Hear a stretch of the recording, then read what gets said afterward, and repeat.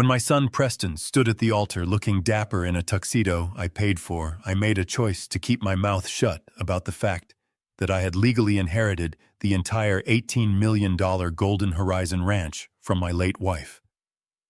It turned out to be the single best decision of my 70 years on this earth, because exactly 1 week after the cake was cut and the champagne was popped, my daughter-in-law Tiffany showed up at my breakfast table not with a thank you card, but with a notary and an eviction notice.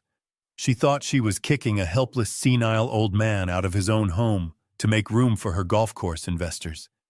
She had no idea she was handing a loaded gun to the only man who knew how to use it. But before I tell you how I wiped that arrogant smirk off her face and reclaimed my dignity, please hit that like button and subscribe to the channel. It really helps an old veteran like me share these stories. Let me know in the comments where you are watching from. The humiliation started the moment I stepped into the VIP tent. The wedding reception was being held right here on the ranch on the south lawn, where my wife Abigail had spent 40 years cultivating her prize-winning roses. The air smelled of expensive perfume and roast beef, a stark contrast to the smell of hay and horse feed I was used to. I was wearing my best suit. It was a charcoal gray number I had bought for Abigail's funeral 6 months ago. It was clean-pressed and respectful. But to Tiffany, my new daughter-in-law, I looked like a stain on her perfect white tablecloth. She intercepted me before I could even reach the table with my name card on it. She was beautiful in that sharp, predatory way, her white dress costing more than my first 3 pickup trucks combined. She placed a manicured hand on my chest, stopping me cold. Her smile was plastered on, but her eyes were ice. "Dad, what are you doing here?" She hissed, her voice low so the guests nearby wouldn't hear. I looked at her confused. "I am looking for my seat, Tiffany. I am the father of the groom." She let out a short, sharp laugh that sounded more like a bark. "Oh, honey, no. We moved your seat. Look at you. That suit is at least 20 years out of style, and quite frankly, you smell like the stables. We have executives from the Apex Golf Group sitting at the main tables. These are million-dollar investors, Bo. We can't have you sitting there looking like the hired help. It ruins the aesthetic." I felt the blood rush to my face. I didn't smell like the stables. I had scrubbed my hands raw with harsh soap for 20 minutes before putting on this suit. But I didn't argue. I didn't raise my voice. I just looked at her. "Where do you want me to sit?" I asked calmly. She pointed a long white finger toward the edge of the property near the catering trucks and the portable restrooms. "Table 42. It is back there with the gardeners and the valet staff. You will be more comfortable with your own kind. And please, Bo, try not to wander around the main dance floor during the speeches. We want the photos to look professional. My own kind." The words hung in the air between us. I looked over her shoulder and saw my son Preston laughing with a group of men in Italian suits. He saw me. He saw his wife blocking his father from entering the party. And he did what he has done his entire life. He looked away. He pretended not to see. I didn't go to table 42. I didn't go sit by the portable toilets to eat cold leftovers. Instead, I grabbed a bottle of beer from a passing waiter tray and walked away from the white tents, away from the music, and away from the people who thought I was nothing but a stain on their landscape.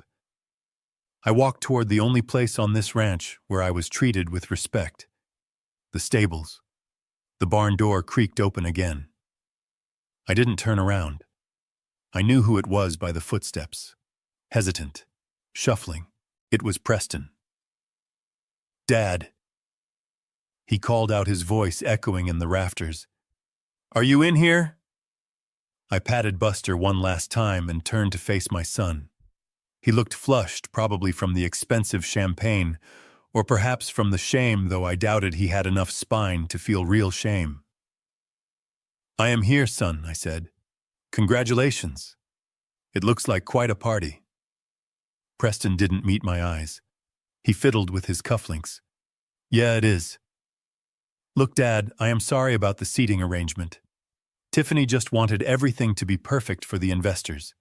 You know how stressed she gets. I didn't say anything. I just waited. I knew he didn't come all the way out here just to apologize. Preston never apologized unless he wanted something. Anyway, he continued clearing his throat.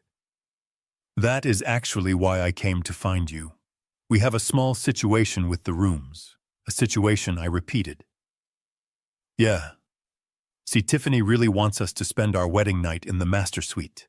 The view of the valley is best from there, and she wants to wake up to that sunrise on her first day as mistress of the ranch.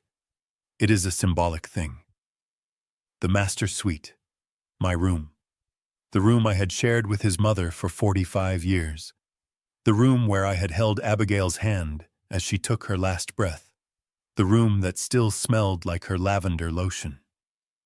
You want me to sleep somewhere else? I asked, my voice flat. Just for tonight, Preston said quickly. Or maybe just for the first week. Just while we settle in and host these investors.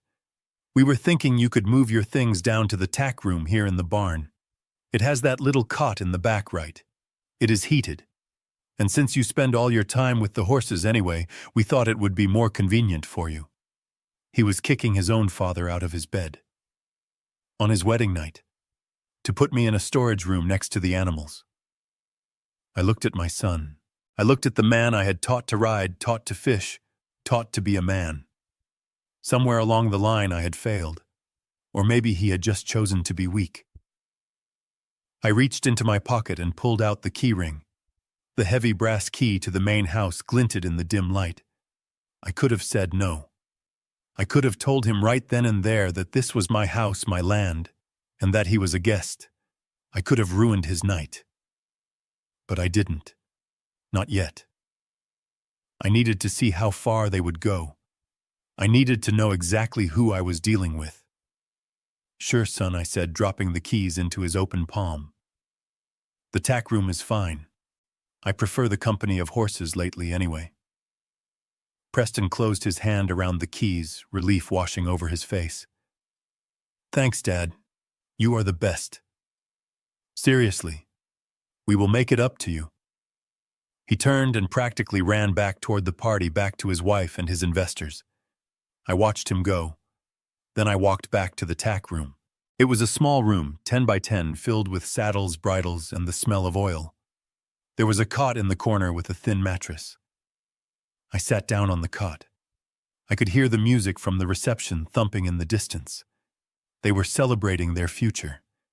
They didn't realize they had just declared war on their past. I lay back on the cot, staring at the wooden ceiling beams I had installed myself. I didn't sleep that night. I just lay there planning. Tiffany wanted the master suite. She wanted the view. She wanted the title of mistress of the ranch. She thought she had won. She had no idea that the war had just begun. And the old man in the barn wasn't just a gardener. He was a Marine. And Marines don't retreat. We just regroup. The sun was just starting to crest over the Bridger Mountains when I woke up. My back was stiff. That cot in the tack room was fine for a nap between shifts during calving season. But for a 70-year-old man spending the night, it was a reminder that my bones weren't made of steel anymore. I stretched, listening to the horses shifting in their stalls, and for a split second, I forgot. I forgot about the wedding. I forgot about the investors. I forgot that I had been evicted from my own bedroom. Then reality settled in like a cold stone in my gut. I wasn't just sleeping in the barn by choice. I had been put there. I splashed some cold water from the hose on my face, ran a comb through my gray hair, and walked up the gravel path to the main house. The house I had painted 3 times. The house where I had raised my son. I expected the back door to be locked, but it wasn't. I walked into the kitchen. The smell hit me first. It wasn't the rich aroma of the dark roast coffee Abigail used to brew. It was something floral and weak like tea, pretending to be coffee. Tiffany was standing by the island, wearing a silk robe that probably cost more than the tractor repair I did last month. She was typing furiously on her phone. Preston was sitting at the table hunching over a plate of scrambled eggs.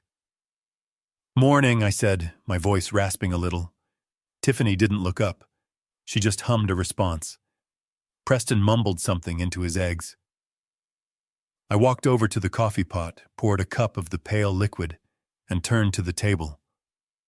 My legs were aching, and all I wanted was to sit down in my chair.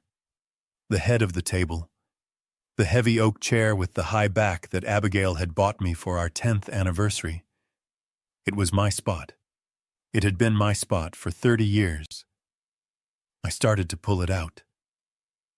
Suddenly, a designer handbag slammed down onto the seat leather. "Oh, sorry," Tiffany said, her voice bright and sharp. "You can't sit there."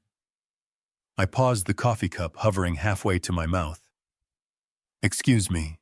That is Preston's seat now," she said, finally looking up from her phone with a tight, patronizing smile. "We are restructuring the energy in the house. I read this article about corporate feng shui. The head of the household needs to sit facing the east window to maximize financial prosperity. It is important for Preston's mindset now that he is managing the estate." I looked at Preston. He was staring intently at his fork, his ears turning pink. He knew better. He knew that chair wasn't just a piece of furniture. It was a symbol of respect. It was where the man who paid the bills sat. I looked at the empty seat next to him, the one with the wobbly leg I had been meaning to fix. "You can sit there," Tiffany said, pointing to the wobbly chair. "Or maybe at the breakfast bar. It is more casual." I slowly set my coffee down on the counter. I didn't sit. I remained standing. I wasn't going to let her see me diminished, sitting on a broken chair in my own kitchen, while she dictated the energy of the room. "So, Preston," I said, looking directly at the top of his head, "how is the mindset? Feeling prosperous?" He flinched but didn't answer. Tiffany clapped her hands together, a sound like a pistol shot in the quiet kitchen. "Okay. Since we are all here, we need to have a little family meeting. Grab a stool. This concerns you." I leaned against the counter, crossing my arms over my chest. "I am listening." Tiffany reached into a leather portfolio on the counter and pulled out a glossy brochure. She slid it across the granite island toward me. "Preston and I were talking last night." She began, her voice dripping with fake concern. "We are really worried about you, Beau. Living out here managing a property of this size, it is too much for a man of your age. The stairs, the icy walkways in winter, the distance from the hospital. It is just a ticking time bomb." I looked at the brochure. On the cover was a photo of two silver-haired models laughing over a game of chess in a sunlit room. The title read, "Sunset Haven Senior Living Community." "We found this place," she continued, talking faster now. "It is incredible. 5-star amenities, 24-hour nursing care, heated floors. They have a bus that takes you to the mall. It is basically a resort. We think you would be much happier there. Much safer." I picked up the brochure. It felt flimsy in my rough hands. I opened it. I didn't look at the pictures of the smiling models. I looked at the fine print at the bottom of the back page. I knew how to read contracts. I knew how to spot a lie. And there it was, in font so small you would need a magnifying glass to read it properly. State-subsidized facility, accepting Medicaid and Social Security assignment. I knew Sunset Haven. It wasn't a resort. It was a warehouse for the forgotten. It was the place on the edge of town where the hallways smelled of bleach and boiled cabbage, where the staff was overworked and underpaid, and where the residents sat in wheelchairs in the hallway, staring at the walls, waiting to die. It was a place for people who had no one. She wasn't offering me a luxury retirement. She was dumping me in a state-run facility so she wouldn't have to deal with me. I looked up from the paper. My hands were steady, but my blood was boiling. 5 stars, huh? I asked. "Oh, absolutely," Tiffany said, nodding enthusiastically. Preston went to visit it yesterday, didn't you, honey? I shifted my gaze to my son. He finally looked up, but he couldn't hold my eyes for more than a second. Yeah, he croaked. It seemed nice, Dad. They have a craft room. A craft room. I had built fences that held back 2,000-pound bulls. I had repaired tractors in sub-zero blizzards. And he was selling me on a craft room. Who is paying for this? I asked quietly. Tiffany waved a hand dismissively. Oh, don't worry about the finances. We handled all the paperwork. It is fully covered by your Social Security checks. We just need you to sign the transfer of benefits. It is a great deal, Bo.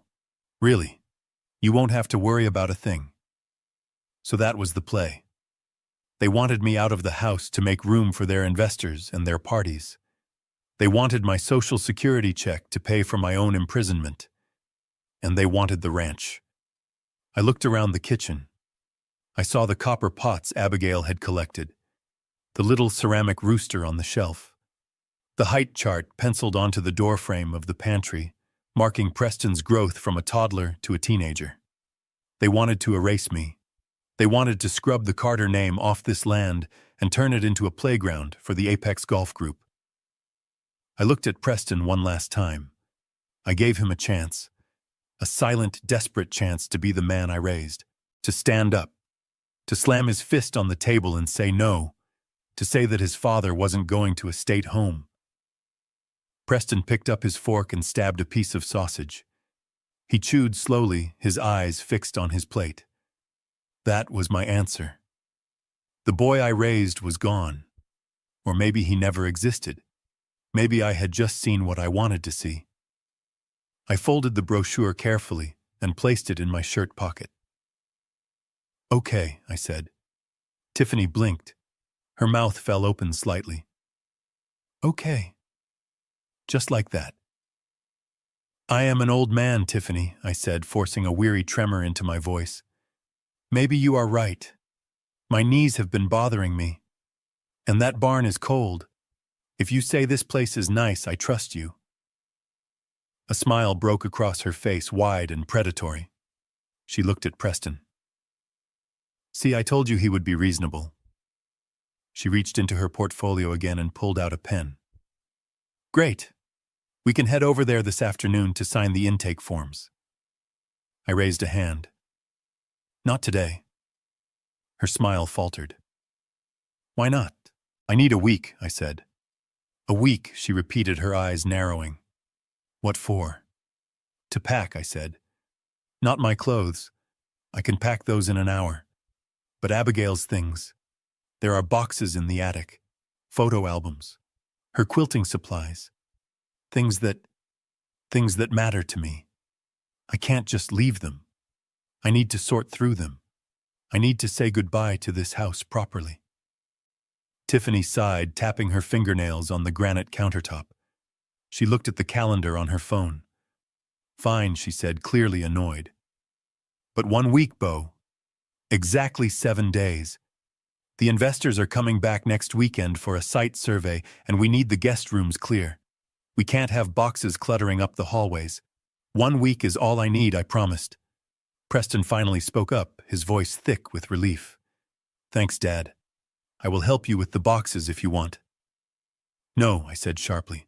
I will do it myself. I turned and walked out of the kitchen before I lost my composure. I walked back out into the morning air, my hand clutching the brochure in my pocket. 1 week. Tiffany thought she had won. She thought she had manipulated a weak-old man into signing his life away. She thought the war was over. She didn't know that 1 week was a lifetime for a man like me. 1 week was enough time to dig up the past. 1 week was enough time to prepare a counterattack. As I walked back to the barn, I pulled out my phone.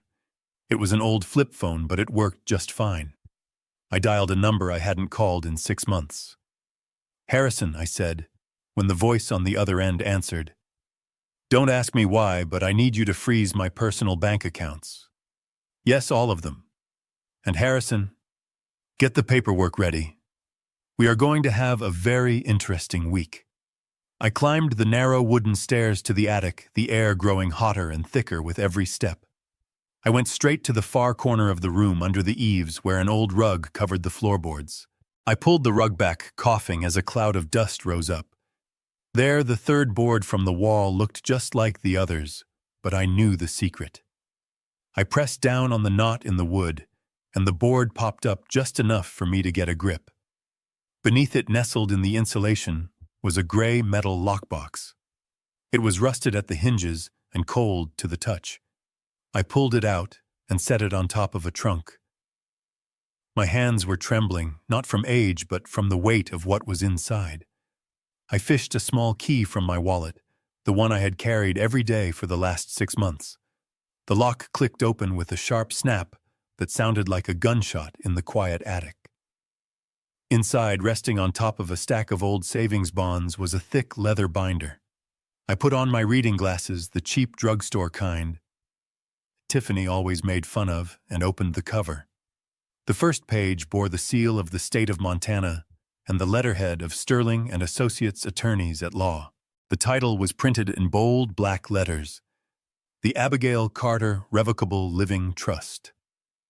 I ran my fingers over the paper. I could almost hear Abigail's voice in the room with me. It took me back to that rainy Tuesday 6 months before she passed. We were sitting in Harrison Sterling's office. She was frail then, the cancer already eating away at her strength, but her mind was as sharp as a tack. I remember Harrison asking her, "Abigail, are you sure about this structure? It is highly unusual to bypass the direct air completely." Abigail had reached out and taken my hand. Her grip was weak, but her eyes were fierce. "I am sure, Harrison. I love my son. God knows I love him. But he has no spine. He has never had to work for anything. And now he has brought that woman into our lives. Tiffany sees this ranch and sees dollar signs. She doesn't see the land. She doesn't see the legacy." She looked at me, then her eyes filling with tears. "Bo is the only one who respects this earth. He is the only one who will protect it." So we signed the papers. The terms were ironclad. Upon Abigail's death, the entire estate, the house, the stables, the 500 acres of prime Montana Valley, transferred directly into the trust. And there was only one trustee. Me, Bo Carter. I turned the page to the section on beneficiaries. Preston's name was there, but the clause was specific. Preston Carter receives a cash stipend of $50,000. He receives no real property, no decision-making power, and no rights to the land unless the trustee, that is me, deems him capable and responsible, or upon the trustee's death. I was not just a guest in my own home. I was the owner. I was the landlord. And Tiffany and Preston were trespassing on my property, sleeping in my rooms and plotting to sell my land. A surge of righteous anger flooded through me, hot and fast. I grabbed the binder. I wanted to march downstairs right now. I wanted to slam this document onto the granite island in the kitchen. I wanted to shove it in Tiffany's face and watch her arrogance crumble. I wanted to see Preston realize that his mother had seen right through him, that she had protected her legacy from his weakness. I stood up, the binder clutched in my hand like a weapon. I was halfway to the door when a movement outside the window caught my eye. The attic window overlooked the south lawn, the pride and joy of the ranch. It was where Abigail's rose garden lay. Dozens of bushes, some of them 30-years-old hybrids she had grafted herself. They were blooming now, a riot of reds and pinks against the green grass. Tiffany was walking across the lawn. She wasn't alone. Walking beside her was a man in a cheap, shiny suit. He was holding a clipboard and stepping carelessly over the flower beds. He wasn't an investor from Apex Golf. He looked like a bottom feeder, the kind of land broker who dealt in quick flips and cash deals. I moved closer to the window, staying in the shadows so they wouldn't see me. The old window pane was thin, and the summer air carried their voices up to me. So the broker asked, tapping his pen against the clipboard, "You are sure the title is clear? No liens, no other claimants?" Clean as a whistle, Tiffany said, her voice carrying that sickly sweet tone she used when she wanted money. My husband is the sole heir. His mother died 6 months ago, and his father, well, he is not in the picture legally. He is just a squatter we are in the process of relocating. The broker laughed. Relocating. I like that. All right. So if we flatten this grade here, we can fit about 200 spots. He swept his hand across the rose garden. Tiffany nodded eagerly. Exactly. Who needs flowers when you can have parking fees right? Bulldoze it all. The house, the barn, the garden. We want a clean slate for the clubhouse. Bulldoze it all. She wasn't just selling the land. She was erasing us. She was going to tear out Abigail's roses, the roses I had watered every morning since she died, to make room for asphalt and painted lines. I looked down at the trust document in my hand. If I went down there now, if I stopped this, what would happen? They would be angry. They would fight. But they would know. And Tiffany, being the snake she was, would find another way. She would try to have me declared incompetent. She would drag this out in court for years, draining the estate with legal fees until there was nothing left but dust. No. Stopping them now wasn't enough. I didn't just want to win the battle. I wanted to end the war. I watched as the broker offered Tiffany a cigarette. She took it, laughing at something he said, and flicked the ash onto my wife's prize-winning peace rose. That tiny ember falling on the delicate petals sparked something cold and hard in my chest. I stepped back from the window. I walked back to the trunk and placed the binder inside. I didn't lock it back in the floor. I tucked it under a stack of old quilts in the trunk I was ostensibly packing to take with me. Let them think they are winning. Let them think I am weak. Let them dig their hole so deep that when the dirt finally falls in, they will never be able to climb out. I needed them to commit. I needed them to put their names on a piece of paper that was a lie. I needed Tiffany to cross the line from greedy to criminal. I closed the trunk lid. My hands were steady now. The anger hadn't gone away, but it had changed. It had turned into focus. I was sipping my morning coffee out of a chipped mug, looking out at the mist rising off the pasture, when the sound of a diesel engine shattered the peace. It was only Wednesday. I had been promised a week. I had been given a man's word, or at least my son's word, that I had 7 days to say goodbye to 40 years of my life. But as I looked out the kitchen window, I saw a white box truck backing up to the porch, its reverse beeper cutting through the morning silence like a countdown. Tiffany stepped out of her SUV before the truck had even come to a full stop. She was wearing oversized sunglasses and holding a clipboard, looking like a general inspecting the front lines. She didn't knock. She just opened the back door and breezed in, bringing a gust of cold air with her. "Good morning, Beau," she chirped, not even looking at me as she motioned for the 2 movers to come inside. "Change of plans." The Apex investors moved their schedule up. "They are flying in tomorrow morning, so we need the house empty today." I set my mug down slowly. "We had an agreement, Tiffany." 7 days. She waved a hand dismissively as if swatting away a fly. "Oh, don't be dramatic. 3 days, 7 days, what is the difference, really? It is better this way. It rips the bandage off. Besides, I called Sunset Haven, and they have a bed open up in the east wing this morning. If we don't take it now, we might lose it." She signaled to the movers. "Start with the boxes in the hallway, and be careful with the walls. We just had them touched up." I stood there watching strangers put their hands on my life. I looked for Preston. I looked for my son to come through that door and tell his wife that a deal is a deal. But the driveway was empty. He wasn't here. He was probably hiding in the office or conveniently running an errand in town. He couldn't even look me in the eye while he evicted me. I didn't fight them. I didn't scream. I simply walked to the bedroom, picked up the single suitcase I had packed with my clothes and the few toiletries I needed, and walked out to the porch.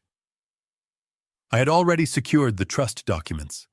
I had already hidden the evidence. Let them take the rest. Let them have the furniture. It was just wood and fabric. The soul of this house was leaving with me. You can ride with me, Tiffany said, checking things off her list. The truck will follow us. The automatic doors slid open, and the smell hit me instantly.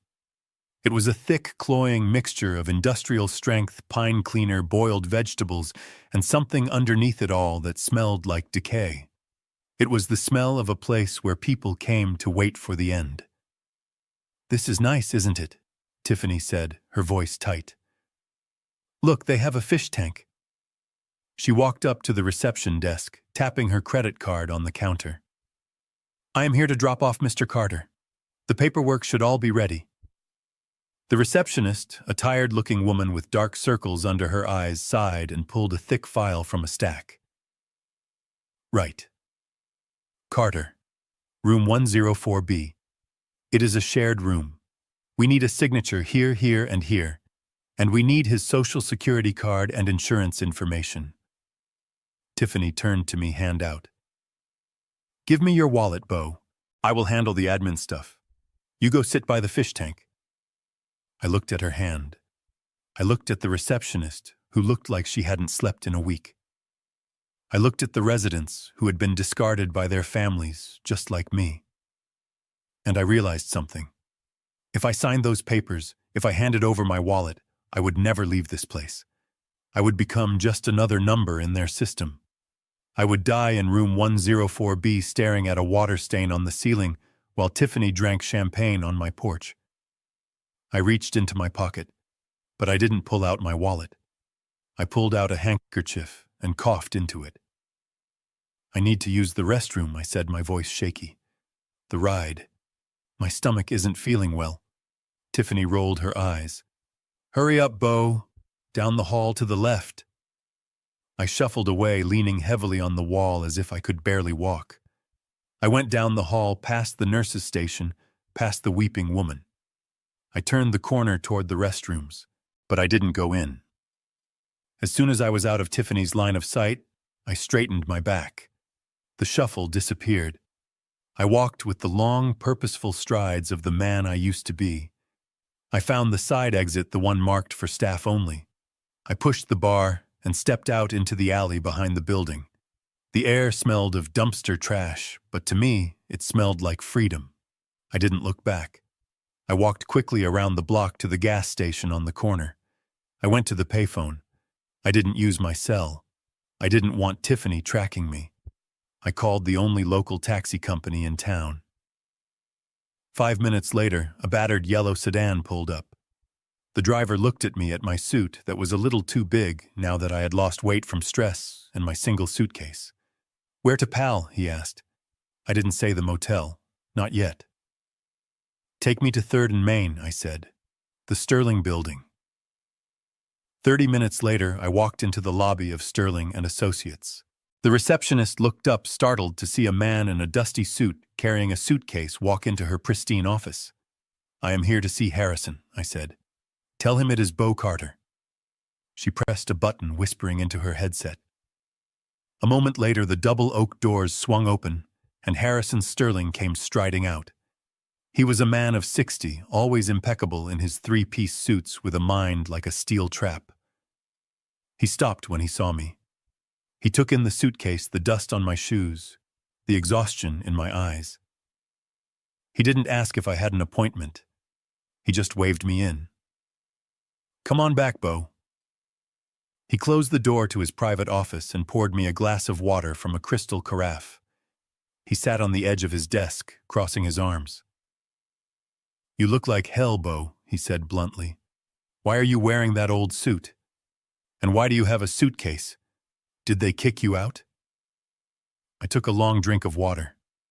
They tried Harrison. They took me to Sunset Haven. Tiffany dropped me off like a stray dog she was tired of feeding. She is probably still in the lobby waiting for me to come out of the bathroom. Harrison's jaw tightened. Sunset Haven. That place has been cited for violations 3 times this year. It is a hole. I know, I said. That is why I am not there. I am here. Because it is time to stop playing defense. It is time to go on the offensive. Harrison smiled a slow, shark-like smile. I have been waiting for you to say that. What is the play? I leaned forward. First, I need a place to stay where they won't look for me. There is a motel on the north side, the Starlight. Cash only. I will hole up there. Second, and this is the important part, Harrison, I need you to execute a full freeze on my personal bank accounts. Harrison frowned. The trust accounts? No, I said. Not the trust. They don't know about the trust yet. I mean my personal checking and savings. The accounts that my Social Security checks go into. The accounts that have an automatic transfer set up for the 15th of every month. Harrison looked confused for a second, and then realization dawned on his face. You mean the transfer to Preston? Yes, I said. See, there was a secret I had kept from Tiffany. A secret even Preston probably didn't fully appreciate. For the last 5 years, ever since Preston started trying to play big-shot businessman with Tiffany's encouragement, he had been drowning. Car payments, credit card debt, investments that went nowhere. Every month on the 15th, I transferred $2,000 into his account. It was money I made from selling hay, from fixing tractors, from my own pension. I did it to keep him afloat. I did it because Abigail asked me to help him. I did it because I didn't want my son to feel like a failure. Tiffany didn't know. She thought Preston was paying for his lease on that fancy truck with his own genius. She thought the credit card bills were being paid by his hard work. Cut it off, I said, my voice hard. Cancel the transfer. Freeze the account so that not even a penny can get out. Harrison whistled low. That is going to hurt them, Beau.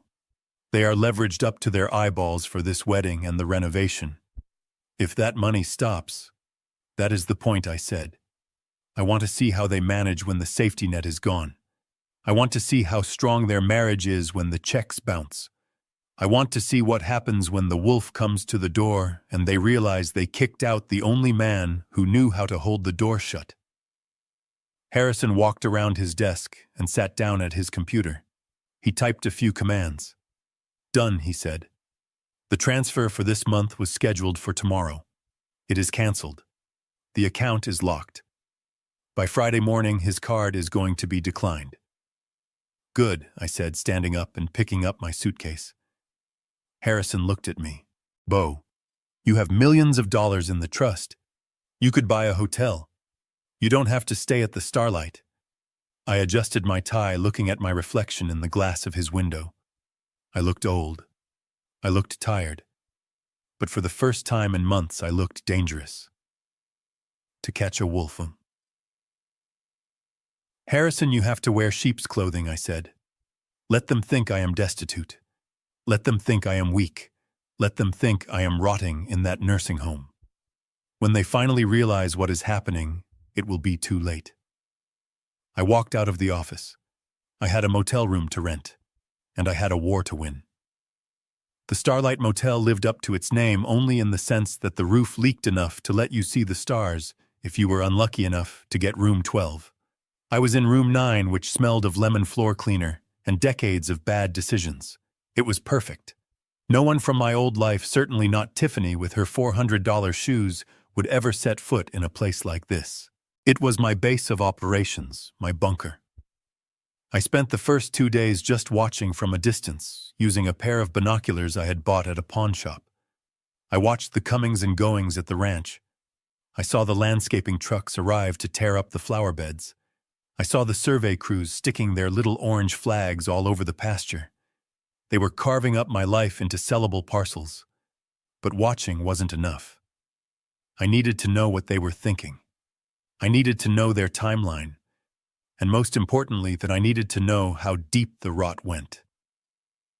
On the third night, the moon was hidden behind a thick bank of clouds. It was pitch black, the kind of darkness you only get out here in the valley. I moved through the shadows of the trees, keeping the barn between me and the main house. The house was lit up like a Christmas tree. Every light was on. They weren't conserving energy. They weren't worried about the electric bill. Why would they be? They thought they had just won the lottery. I crept closer using the shrubbery for cover until I was right under the window of the home office. This room used to be my sanctuary. It was where I paid the bills, where I read the agricultural reports, where Abigail would sit in the leather chair and read her novels while I worked. Now it was their war room. The window was cracked open a few inches to let in the cool night air. I pressed my back against the siding, careful not to crush the hydrangeas, and listened. The voices were loud, heated. "It is declined, Preston. Declined. Do you hear me?" It was Tiffany. She sounded frantic, her voice pitching up into a screech that made my teeth hurt. "I don't understand," Preston stammered. His voice sounded weak, confused. "It must be a mistake. I used it yesterday for gas." "Well, it didn't work today," Tiffany yelled. "I was at the design center. I found the perfect sectional for the new living room. Italian leather. $10,000. It was a steal. And when I handed them the card, it was declined. Do you know how embarrassing that is?" The salesgirl looked at me like I was a pauper. $10,000 for a sofa. I shook my head in the dark. That was more than I spent on feed for the entire winter.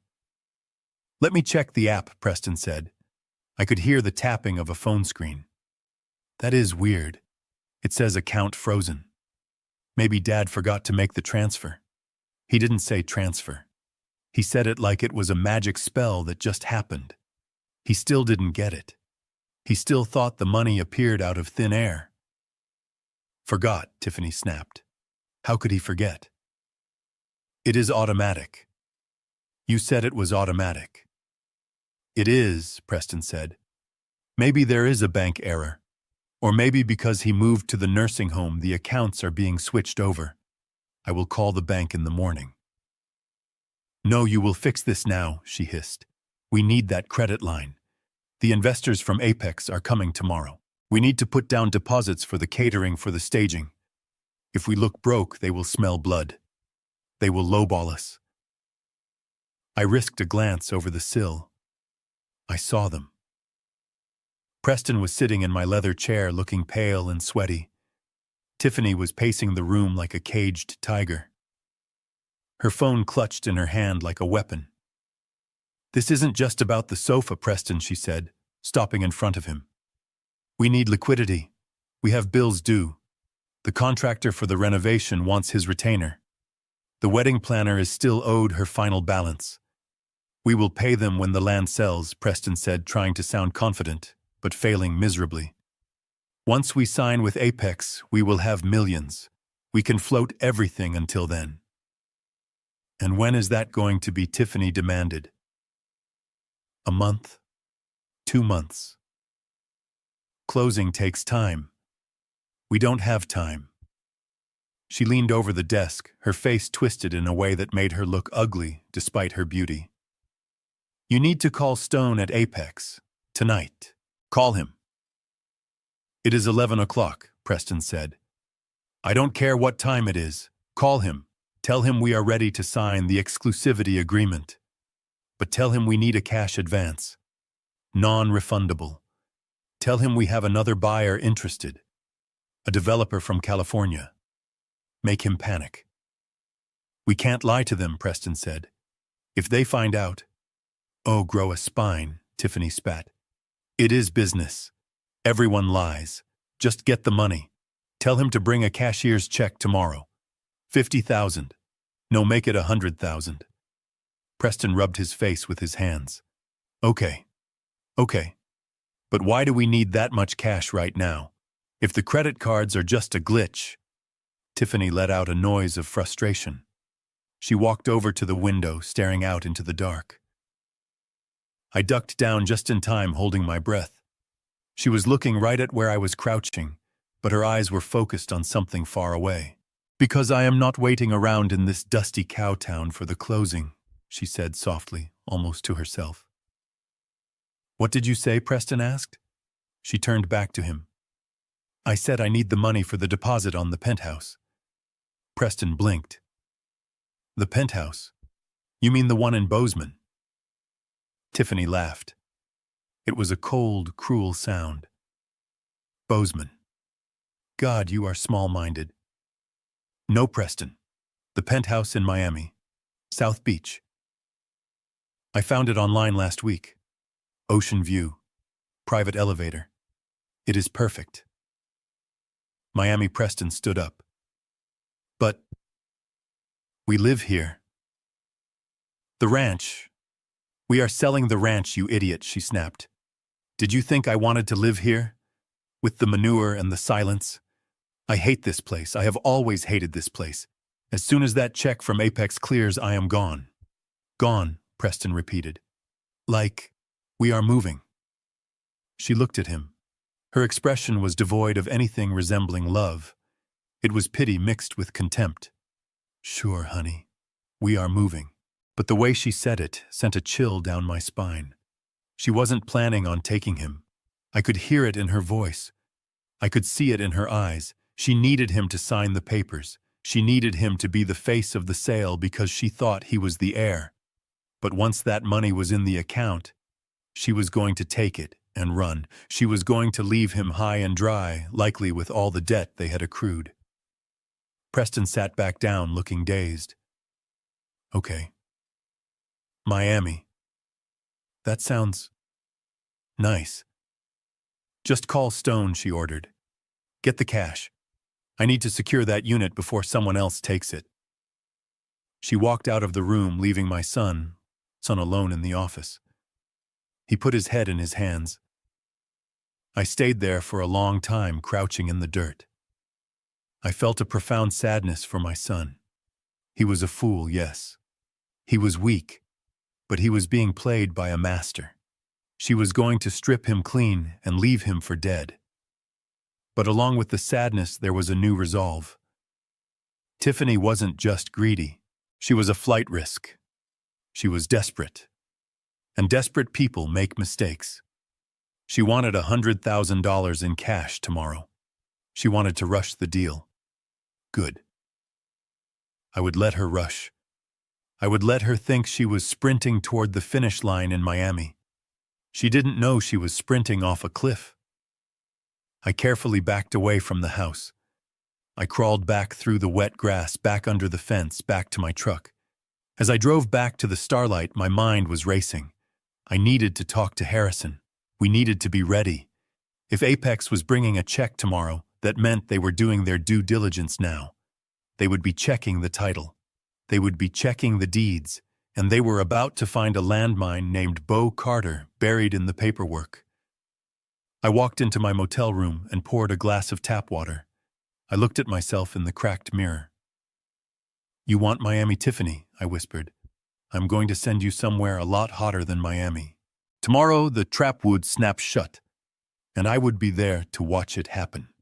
I was sitting on the edge of the lumpy mattress in room 9 of the Starlight Motel, nursing a cup of lukewarm coffee that tasted like battery acid. It was barely 9 in the morning on Thursday. The events of the previous night were still replaying in my mind like a bad movie. The $10,000 sofa, the Miami penthouse, the plan to take the money and run. I was just about to call Harrison to tell him about the cash advance Tiffany was trying to extort from Apex when a sharp, authoritative rap echoed on the hollow wood of my door. I froze. No one knew I was here. I had paid cash. I had parked my truck around the back behind a dumpster. I got up slowly, my hand instinctively reaching for the pocket knife I kept clipped to my belt. I moved to the peephole. The fisheye lens distorted the view, but there was no mistaking the woman standing on the welcome mat. It was Tiffany, and she wasn't alone. Standing behind her was a short, sweating man in a polyester suit that was 2 sizes too tight. He was clutching a leather briefcase to his chest like a shield. My stomach dropped. Preston. My son had told her. I had texted him the address just in case of an emergency, just in case he woke up and realized he needed his father. Instead, he had handed me over to the enemy. I unlocked the deadbolt and opened the door. The morning light flooded into the dim room, illuminating the stained carpet and the peeling wallpaper. Tiffany stepped back, wrinkling her nose as if she had just opened a carton of spoiled milk. "My God, Beau," she said, scanning the room with a look of absolute horror. "This is where you are staying. It is disgusting. I feel like I need a tetanus shot just standing in the doorway." I didn't step back to let her in. "What do you want, Tiffany? How did you find me?" "Preston told me," she said, pushing past me without an invitation. The sweating man followed her, looking nervously at the bed, as if he was afraid to touch anything. "Preston was worried about you. He wanted to make sure you were safe." Safe. She didn't care if I was safe. She cared if I was reachable. "Who is this?" I asked, gesturing to the man. Tiffany flashed a bright, fake smile. "This is Mr. Miller. He is a mobile notary public. We were on our way to meet with the insurance adjusters about your long-term care plan, and we realized we missed a signature on the intake paperwork for the nursing home." She was lying. I could see the pulse jumping in her neck. She was in a rush. She needed that $100,000 from Apex today, and Stone must have asked for something. He must have asked for proof of title. Since we are already handling so much paperwork for the sale, she continued talking fast. I figured we could just get this out of the way. "It is just a standard form, Beau. It authorizes Preston to access your medical records and handle the insurance payments so you don't have to worry about bills." She snapped her fingers at Mr. Miller. The little man fumbled with his briefcase, his hands shaking slightly as he pulled out a single sheet of paper. He laid it on the small, scratched table by the window. "Sign right here, Mr. Carter." Miller mumbled, avoiding my eyes. He pulled a gold pen from his pocket and clicked it. I walked over to the table. I moved slowly, letting my feet shuffle on the carpet. I reached into my shirt pocket and pulled out my reading glasses. One of the lenses was loose and I hadn't fixed it on purpose. It added to the image. I bent over the paper.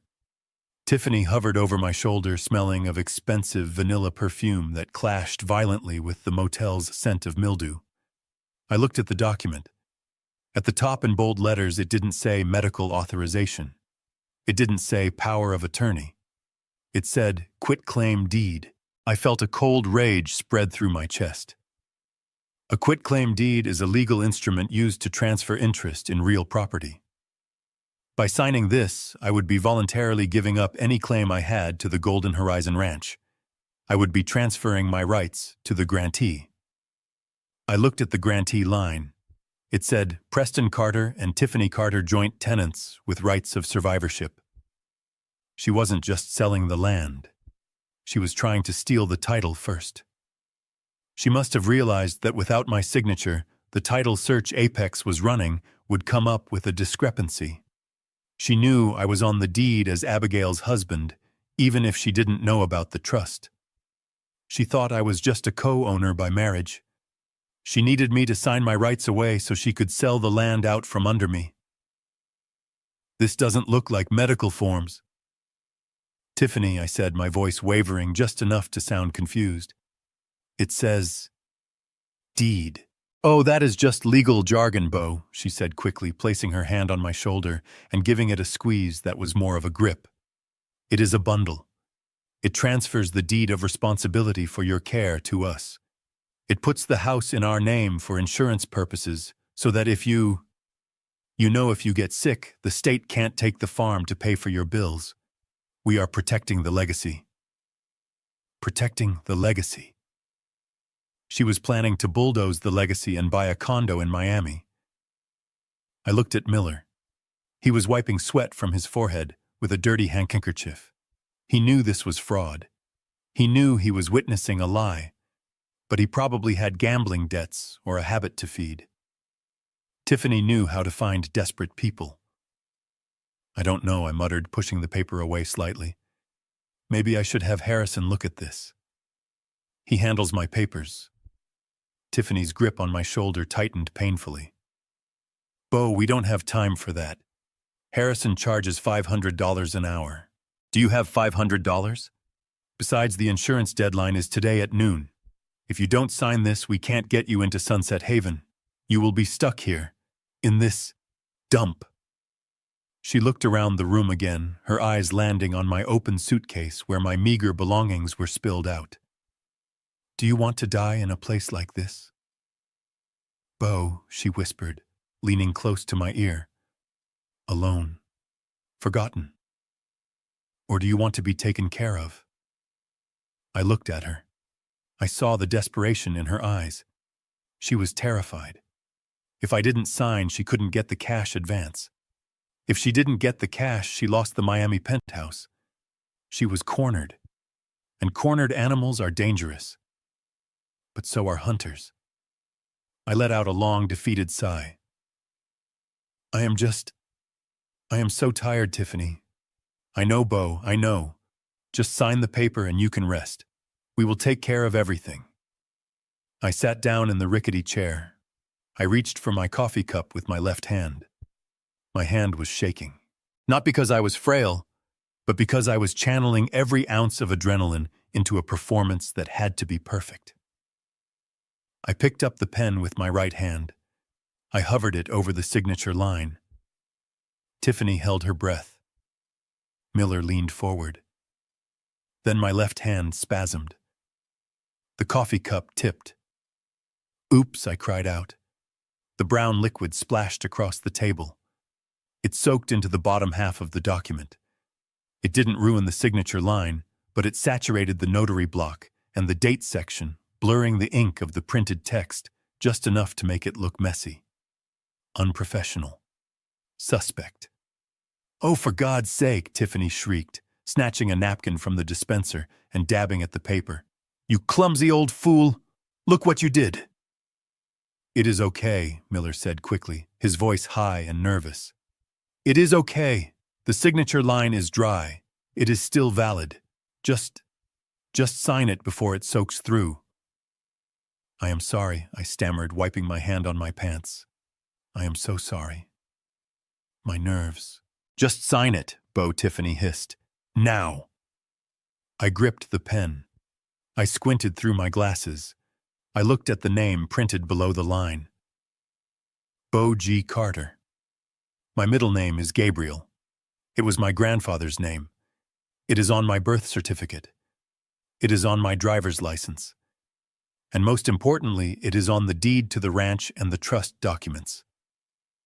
Bo Gabriel Carter. I pressed the pen to the paper. The ink flowed smoothly. I wrote B, then E, then A, then U. I paused. Tiffany tapped the table impatiently. I moved the pen again. But I didn't write G. With a shaky, jagged stroke, I wrote a capital K. Bo K. Carter. Then I scribbled Carter in a messy scrawl that barely looked like letters. It was a subtle change, a single letter. But in the eyes of the law, Bo K. Carter was not Bo G. Carter. A quitclaim deed signed by a person who does not match the title holder is invalid. It creates a cloud on the title. It is a defective instrument. If Tiffany had been paying attention, if she hadn't been so blinded by greed and the need for speed, she would have noticed. If she had treated me with enough respect to look at what I was doing, instead of looking at her watch, she would have seen it. But she didn't. She snatched the paper away the second the pen lifted. She blew on the signature to dry the ink. Finally, she exhaled a sound of pure relief. She handed the paper to Miller, who quickly stamped his seal over the coffee stain, making it look even more illegitimate. Thank you, Bo, she said, standing up and smoothing her skirt. That wasn't so hard, was it? She didn't wait for an answer. She walked to the door, the notary trailing behind her like a lost puppy. We will send the car for you tomorrow to take you to the home, she threw over her shoulder. Pack your things, and try not to make any more messes. The door slammed shut. I heard her heels clicking on the pavement outside, fast and rhythmic. She was running to her car. She was running to the bank. She was running to fax that document to Apex. I sat in the silence of the room. I looked at the coffee puddle on the table. I picked up the napkin she had discarded and slowly wiped the table clean. "You think you have the deed, Tiffany," I whispered to the empty room. "You have a piece of paper signed by a man who doesn't exist." I pulled out my phone and dialed Harrison. "She took the bait," I said. "She has a quitclaim deed." "Yes, she forced me. But Harrison, check the signature when they try to file it. Tell the clerk to look closely at the middle initial." I heard Harrison chuckle on the other end of the line. "You are a dangerous man, Beau." "Not yet," I said, walking to the window and watching Tiffany's SUV peel out of the parking lot. "But by the time the sun goes down tomorrow, I will be." Now I had to get ready for the party. Tiffany had mentioned a barbecue for the investors. She wanted me to pack. I wasn't going to pack. I was going to crash a party. And I was going to bring a special ingredient for the barbecue: the truth. Friday morning arrived with a sky so blue it looked painted the kind of Montana summer day that used to make me thank God for being alive. But today, the clear sky just meant good visibility for the vultures. Tiffany had called me at the motel, her voice dripping with that fake sweetness she used when she needed manual labor. She didn't ask how I was sleeping or if I had eaten. She just said she needed a favor. A big favor. She said the caterers had bailed on the main course, which was a lie because I saw the catering trucks parked down the road and she needed someone to man the smokers. She said, "Dad, nobody does brisket like you. Please, just this once. For Preston. It is a big day for him." She knew exactly which buttons to push. She knew I couldn't refuse a request framed as helping my son, even if my son was currently helping to dismantle my life. So I put on my work apron, the leather one stained with grease and charcoal from 1,000 family cookouts, and I drove my truck back to the ranch. When I arrived, the transformation was complete. The survey flags were gone, replaced by white ribbons and floral arrangements that cost more than my truck. A massive white tent occupied the center of the pasture, shading round tables, set with crystal and china. A jazz band was setting up on a platform built directly over the spot where I used to park my tractor. Tiffany met me at the service entrance. She didn't hug me. She handed me a spatula and pointed toward the massive industrial smokers set up behind a hedge conveniently out of sight of the main party area. "Stay back here, Beau," she instructed, adjusting her diamond earrings. "We want the guests to smell the food, not see the cook. And please try not to talk to anyone. These are serious business people. They don't need to hear your rodeo stories." I took the spatula. I didn't say a word. I just walked to the smoker, checked the temperature gauges, and started working. It was familiar work. The heat, the smoke, the rhythmic turning of the meat. It was grounding. But it was also the ultimate insult. I was the owner of this $18 million estate, and I was being hidden behind a hedge like a dirty secret, cooking lunch for the people who were coming to steal it. By 1 o'clock, the cars started arriving. Bentleys, Mercedes, a few high-end Teslas. They rolled up the gravel driveway, kicking up dust that settled on my freshly polished truck parked way back by the manure pile. Men in suits that cost $5,000 stepped out laughing and clapping each other on the back. Women in sundresses that looked simple but probably cost a mortgage payment walked through the grass in high heels, aerating the lawn with every step. I watched them through the gaps in the hedge. I saw Preston running around like a headless chicken, pouring drinks, laughing too loud at jokes that weren't funny. He looked desperate. He looked like a man trying to convince the world he belonged at the table when he knew deep down he was just the waiter. Then I saw him, Mr. Stone, the CEO of Apex Golf Group. He arrived in a black limousine, the only one.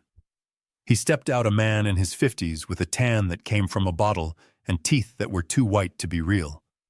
He walked with an air of ownership, surveying the land not with appreciation, but with calculation. He wasn't seeing the beauty of the valley. He was seeing fairways and greens. He was seeing profit margins. Tiffany latched onto his arm immediately, guiding him toward the best table, the one right in the center, with the best view of the mountains. I stood by the smoker, the heat searing my face, and listened. The wind carried their voices right to me. "It is a beautiful piece of property," Stone was saying, his voice booming. "I can see the clubhouse right there on that rise. We will have to flatten that old barn, of course. It is an eyesore. And those trees along the creek, they block the view of the 9th hole. We will clear-cut those. Clear-cut the trees." My grandfather had planted those cottonwoods. They were older than Stone and his entire company combined. Tiffany laughed, a tinkling sound that grated on my nerves. "Oh, absolutely, Mr. Stone. Whatever you need. We want this to be a world-class destination. The barn is falling down anyway. It is just full of junk." Junk. She meant my tools, my saddles, the history of the Carter family. I felt a surge of rage so hot, it almost rivaled the fire in the pit. I gripped the handle of the spatula until my knuckles turned white. They were carving up my life like it was the brisket on the cutting board. They were erasing me while I stood 20 feet away cooking their lunch. I looked down at the meat. It was perfectly smoked tender, falling apart. It was ready. And so was I. I loaded a massive silver platter with the sliced beef. I arranged it carefully, making it look like a work of art. Then I wiped my hands on a rag, took a deep breath, and stepped out from behind the hedge. I wasn't supposed to be seen. I was supposed to be the invisible hand that fed them. But I walked straight toward the main table, my boots heavy on the grass. Tiffany saw me coming. Her eyes widened in panic. She made a subtle shooing motion with her hand, trying to wave me back without alerting Stone. I ignored her. I walked right up to the table. Stone was in the middle of a sentence about zoning permits. He stopped when he saw the shadow fall over his plate. He looked up. He saw an old man in a stained leather apron smelling of hickory smoke and sweat. He frowned, clearly annoyed at the interruption. "Dinner is served," I said, my voice rough. I set the platter down in the center of the table with a heavy thud. The silverware rattled. "Oh, wonderful," Tiffany squeaked, jumping up. "Thank you, Beau. You can go now. We will serve ourselves." She tried to herd me away, placing a hand on my elbow and pushing. But I didn't move. I planted my feet. I looked directly at Stone. He was eyeing the meat, his nose twitching at the smell. "It looks delicious," he admitted, picking up a serving fork. "It is," I said. "I cooked it low and slow. That is the secret. You can't rush quality, just like land deals." Stone paused, the fork hovering over the platter. He looked at me, really looked at me for the first time. "Excuse me," he said. I leaned in closer, ignoring Tiffany's nails digging into my arm. "I said you can't rush it, Mr. Stone. This beef is tough if you don't treat it right. Just like the title on this land. It can be a little chewy if you don't check the ingredients." Tiffany gasped. "Beau, stop it. He is just the cook, Mr. Stone. He is senile. He doesn't know what he is talking about. Go back to the barn, Beau. Now."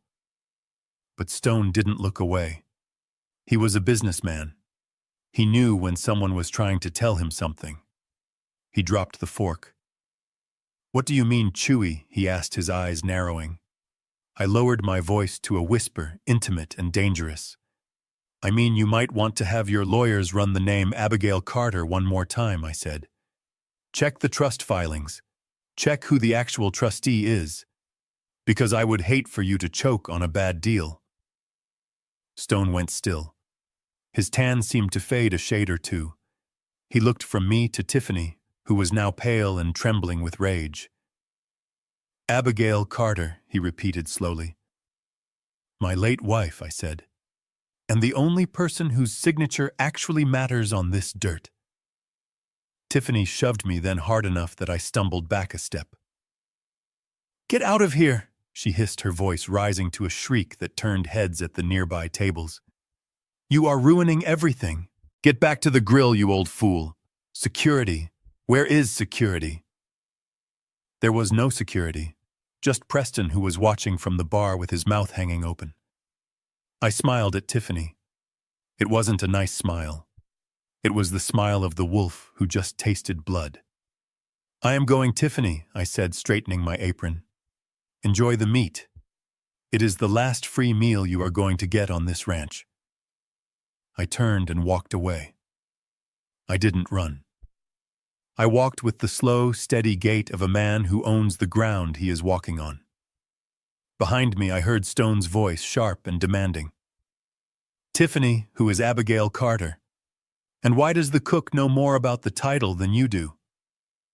I heard Tiffany stammering, trying to spin a web of lies that was already breaking apart. I walked back behind the hedge. My heart was hammering in my chest, but my hands were steady. I took off the apron and hung it on the hook. I picked up my beer, took a long sip, and listened to the chaos unfolding on the other side of the greenery. The party was just getting started, and I had just served the main course. Doubt. Stone was on his phone now. I could hear him barking orders to his legal team. Run it again. Yes, right now. Look for a trust. Abigail Carter. I don't care if it is Saturday. Find it. I checked my watch. It was 2 o'clock. Harrison was standing by. The trap was set. The bait had been taken. Now all I had to do was wait for the snap. The party died down, not with a bang, but with the hiss of a deflating balloon. I watched from the rearview mirror of my truck as Stone's limousine pulled away from the ranch long before the scheduled toast. He didn't look like a man who had just closed the deal of the century. He looked like a man who had just bitten into a rotten apple and was trying to spit it out without making a scene. I drove straight to town, the adrenaline of the confrontation slowly fading into a cold, hard resolve. I didn't go back to the motel. I went to Harrison's office. It was Saturday, but Harrison was there. He was always there when there was blood in the water.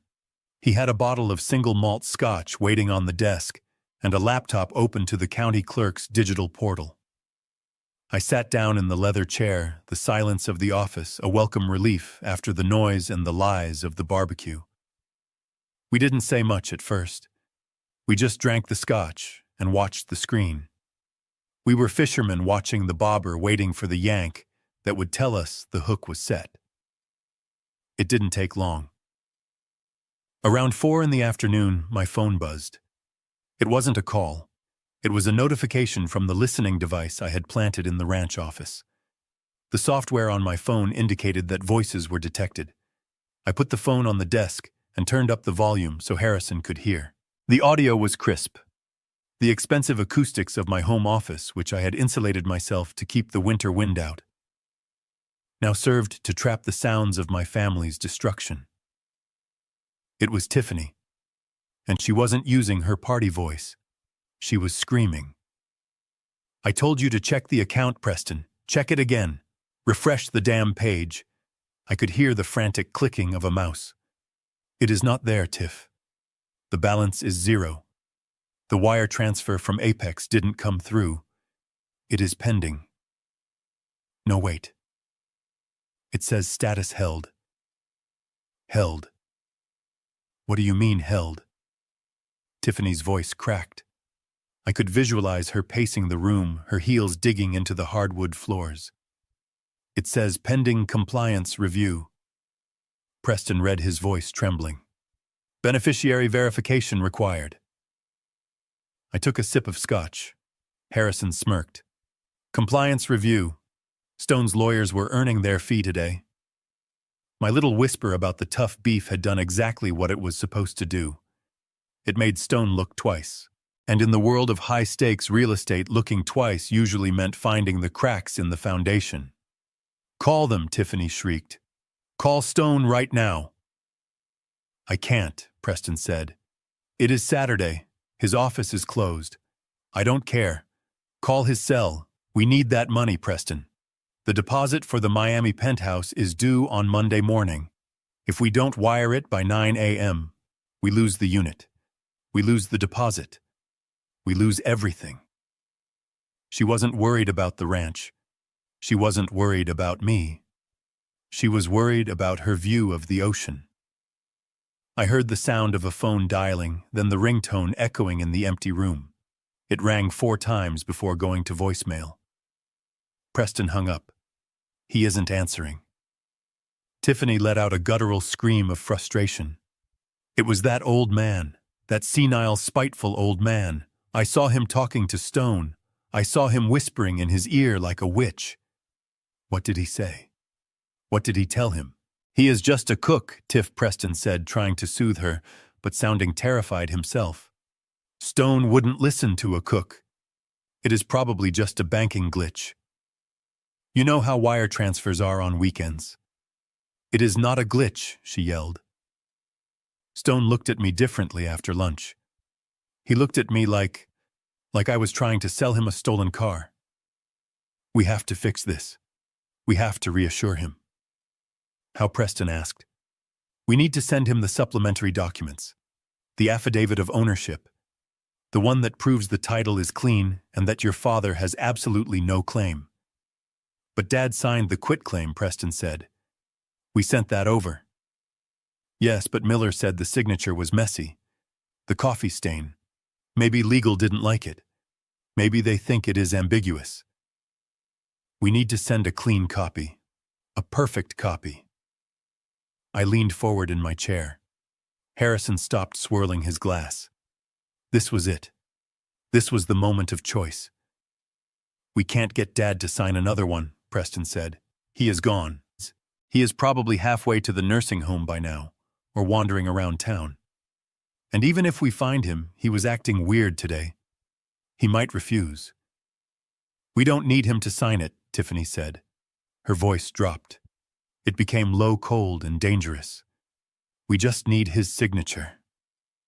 There was a silence on the recording. A heavy, pregnant silence where morality goes to die. Tiff, what are you saying? Preston asked.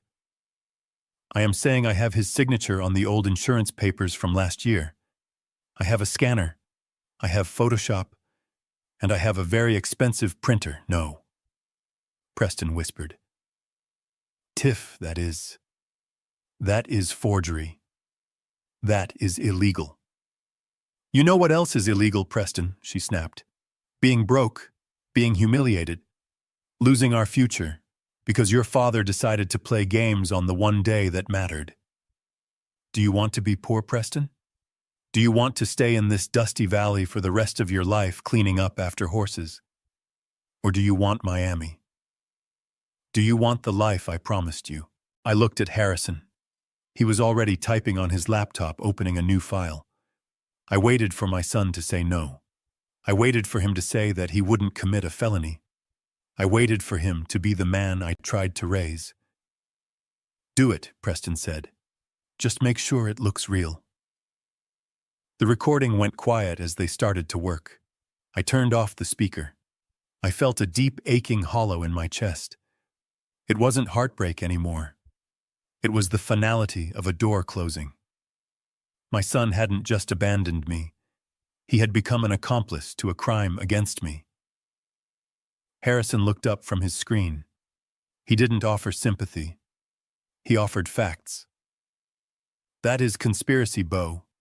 And the moment she hits send on that email to Apex, it becomes wire fraud. It becomes mail fraud if she overnights the hard copy. And since the value of the property is $18 million, we are talking about a federal offense with mandatory prison time. I nodded slowly. She is desperate, Harrison. She thinks she is fixing a clerical error. She doesn't know she is digging her own grave. Harrison tapped a key. I am monitoring the Apex legal portal. Stone's lawyers use a shared server for due diligence documents. If she uploads it there. We waited. The minutes ticked by like hours. Outside the window, the streetlights of the town flickered on. People were going out to dinner, living their normal lives, while in my office, my daughter-in-law was manufacturing a felony. There, Harrison said softly. He turned the laptop screen toward me. A new document had appeared in the file list. Title: Affidavit of Sole Ownership. Uploaded at 4:45 p.m. Harrison opened it. It was a masterpiece of deception. It was a legal document stating that Bo Carter had no mental capacity issues, that he had knowingly and willingly transferred all rights to the Golden Horizon Ranch to Preston Carter, and that he waived all future claims. And at the bottom, in crisp black ink, was my signature. But it wasn't the shaky, messy signature I had scrawled on the coffee-stained napkin. It was my real signature. The one from my old tax returns. The one she had lifted from the files in the home office. It was Bo G. Carter. Perfect, precise, and completely fake. She didn't use the K, I said. No, Harrison said. She used the G. She corrected your mistake. And in doing so, she proved that the document you signed yesterday was not the one she submitted today. She proved intent to deceive. Harrison picked up his phone. Who are you calling? I asked. I am calling the legal counsel for Apex Golf Group, Harrison said. I went to law school with him. I think he needs to know that his client is about to be defrauded, and I think he needs to see the real trust documents. He looked at me. Are you ready for this, Bo? Once I make this call, there is no going back. The police will be involved. The FBI might be involved. This isn't a family dispute anymore. It is a criminal investigation. I thought about the rose garden. I thought about the way Tiffany had looked at me at the wedding like I was trash. I thought about Preston standing by while she planned to erase my existence. Make the call, I said. Harrison dialed. He put it on speaker. Hello, Harrison said. This is Harrison Sterling.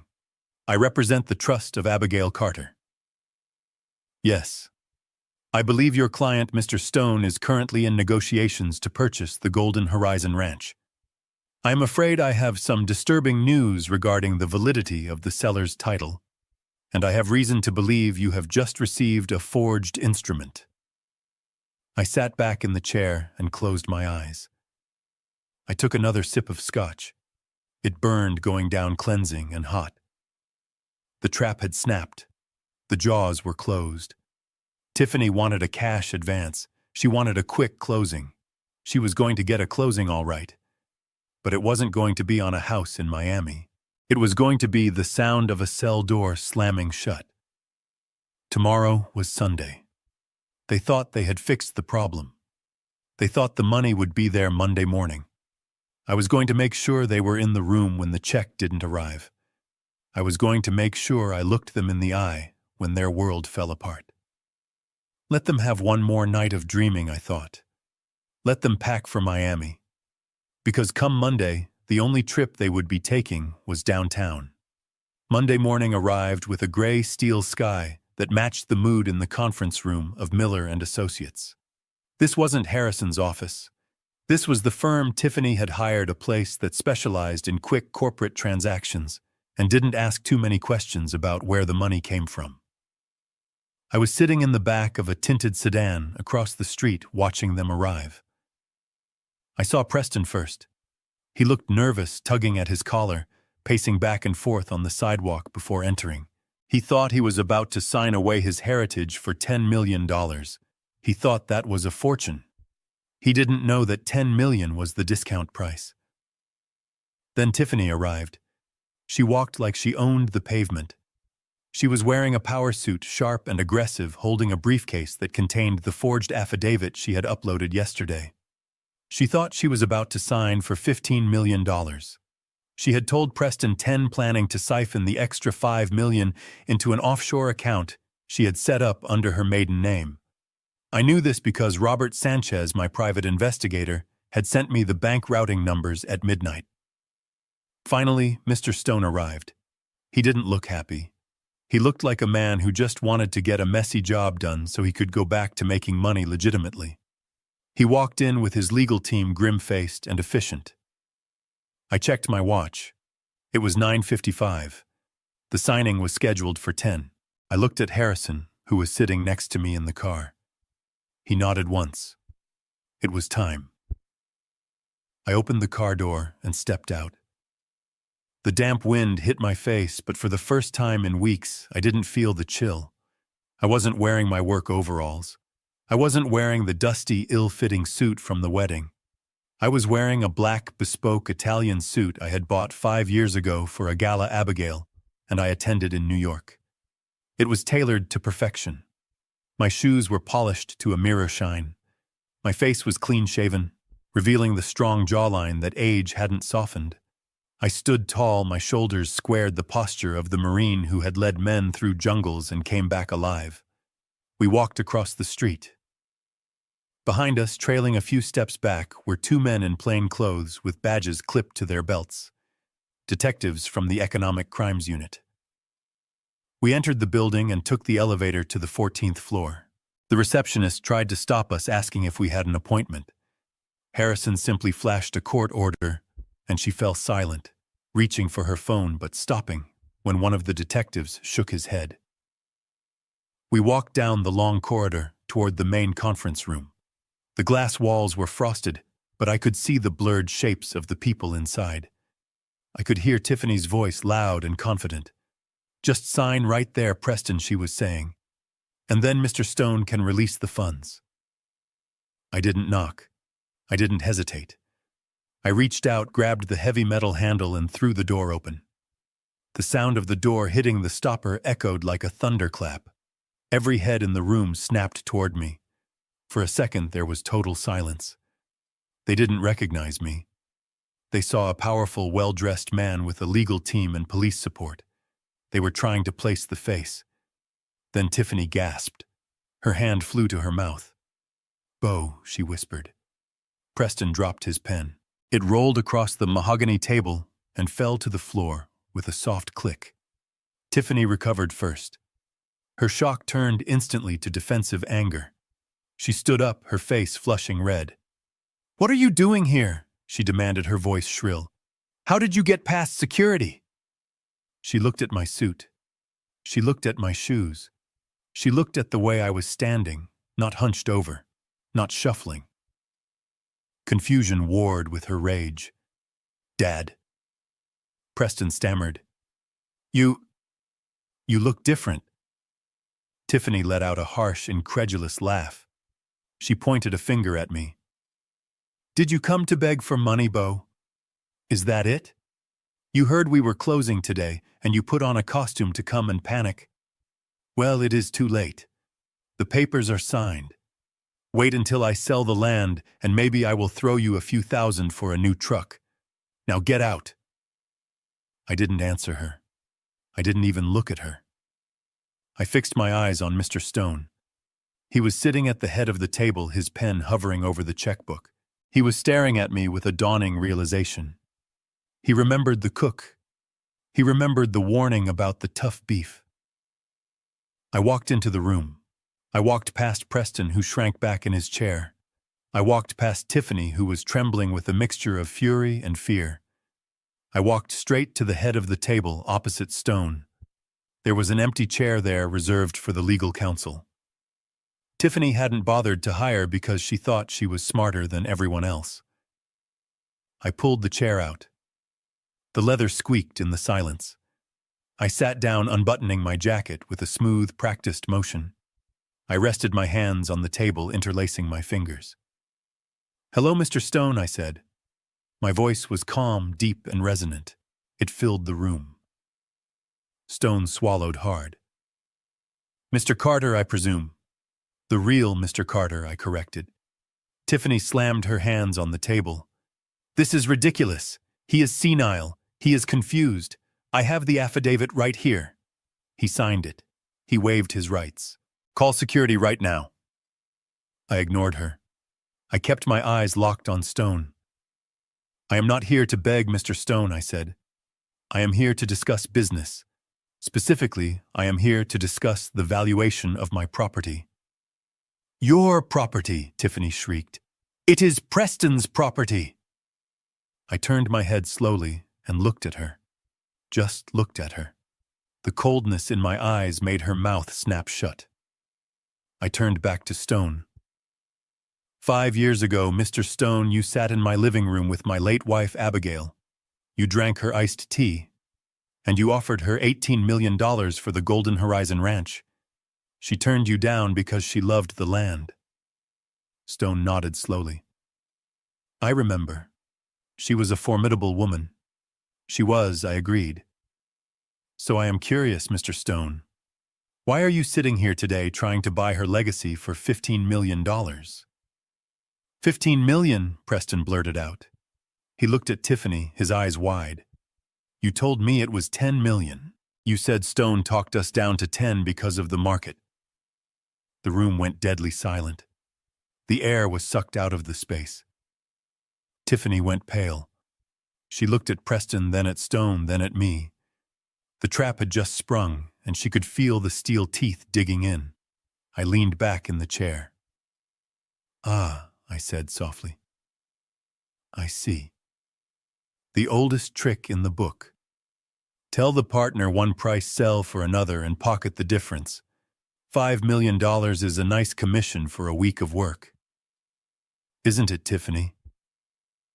Preston stood up. His chair fell over backward. You lied to me, he whispered.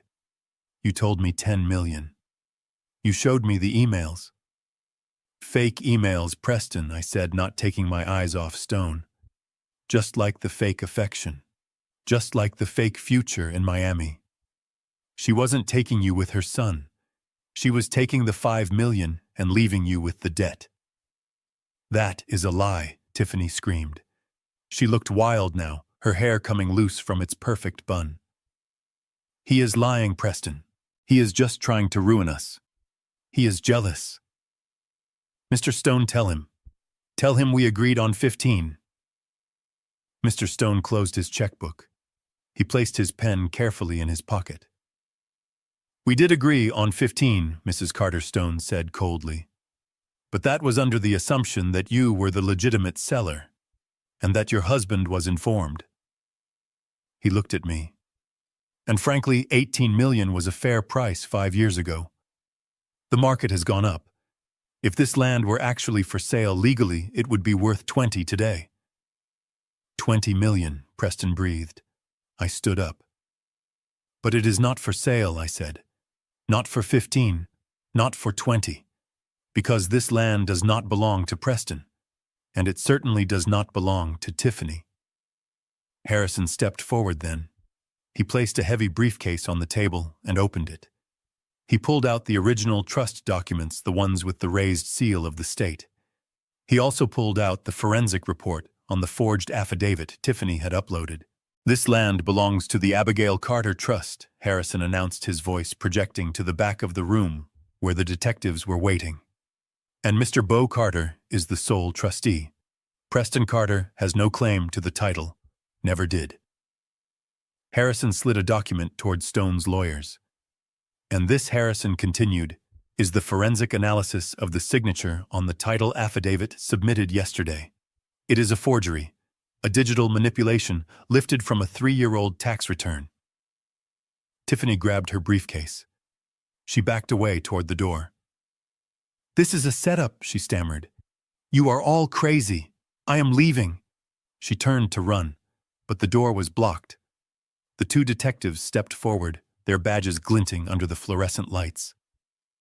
Tiffany Carter, one of them said, pulling a pair of handcuffs from his belt. We have a warrant for your arrest. Tiffany froze. The color drained from her face until she looked like a wax statue. Arrest, she whispered. For what? Wire fraud, bank fraud, forgery, and conspiracy to commit grand larceny, the detective listed, walking toward her. And Apex Golf Group is pressing charges for attempted contract fraud. Tiffany looked at Preston. Help me, she begged. Preston, tell them. Tell them we are partners. Tell them it was your idea. She was throwing him under the bus. Even at the end, she was trying to use him as a shield. Preston looked at her. He looked at the woman who had promised him the world. He looked at the wife who had tried to steal $5 million from him. He didn't move. He didn't speak. He just watched as the detective spun her around and clicked the cuffs onto her wrists. I stood at the head of the table watching the woman who had tried to erase me being led away in irons. She was screaming now, crying, begging Stone to intervene, begging me to have mercy. I didn't feel joy. I didn't feel triumph. I felt a heavy, somber justice. I looked at Stone. "I believe our business is concluded," I said. Stone stood up. He looked shaken. He nodded at me with a newfound respect. "It is Mr. Carter." "My apologies. I didn't know." "You should have checked the ingredients," I said. Stone gathered his team and left. The room emptied out until it was just me, Harrison, and Preston. Preston was still standing by his overturned chair. He looked small. He looked like a child who had gotten lost in a department store. He looked at me. He looked at my suit. He looked at the man he had underestimated for his entire life. "Dad," he whispered. I looked at him. I didn't smile. The time for coddling was over. "We need to talk, Preston," I said. "But not here." I picked up the trust documents. "Meet me at the ranch, in the barn, and put on your work boots. You are going to need them." Harrison didn't just let the detectives take her away immediately. He raised a hand, signaling for a moment of pause. He wanted the devastation to be absolute. He wanted there to be no ambiguity, no room for Preston to tell himself later that this was just a misunderstanding or a heavy-handed police tactic. He wanted the truth to be displayed in high definition. Harrison walked over to the wall-mounted control panel and dimmed the lights. The hum of the projector descending from the ceiling sounded like a drone preparing for a strike. He connected his laptop, and a beam of light cut through the tension in the room, splashing a document onto the white screen at the far end of the table. It was the original Abigail Carter Revocable Living Trust. "Gentlemen," Harrison said, his voice dry and clinical. "And you, Mrs. Carter, look at the screen.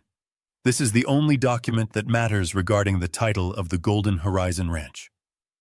He scrolled down, highlighting a paragraph in yellow. "As you can see, Abigail Carter explicitly removed Preston Carter from the direct inheritance of the real property. She did this not out of malice, but out of protection.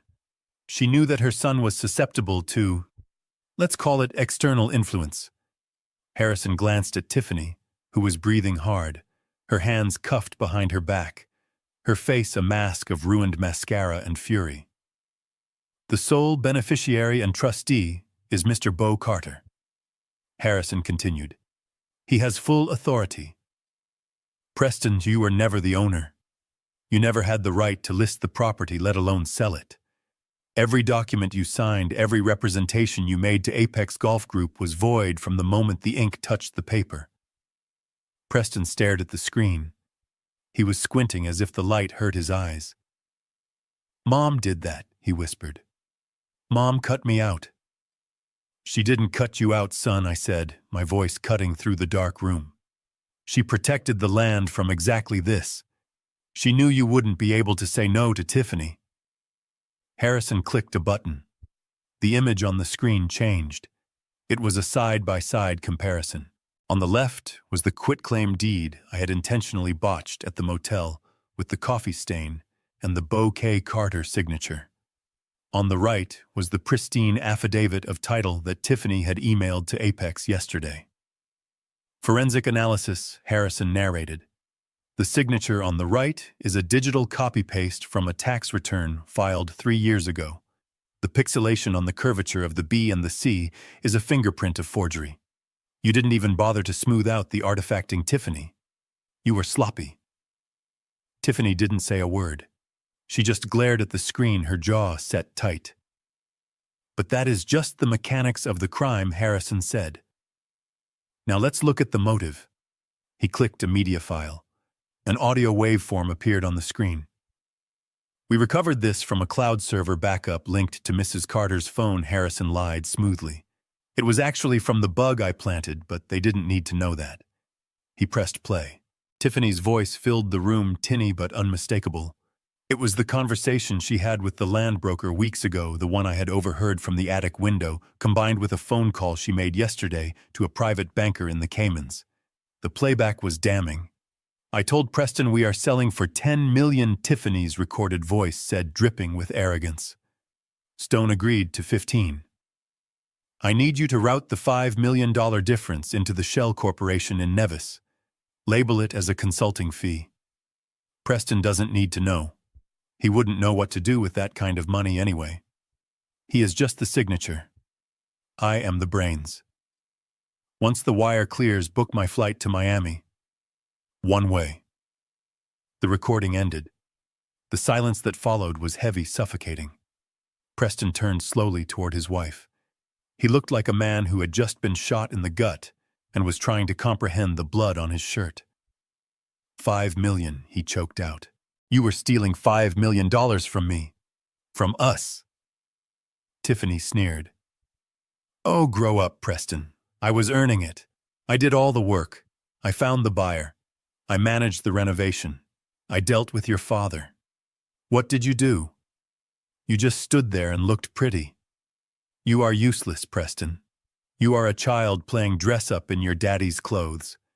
I was securing my future because I knew you would blow the money on stupid trucks and bad investments within a year. I wasn't stealing, she spat. I was charging a management fee for having to put up with you and your pathetic family. Preston flinched as if she had slapped him. He looked at me, his eyes pleading for some kind of anchor, some kind of denial. Dad, he said.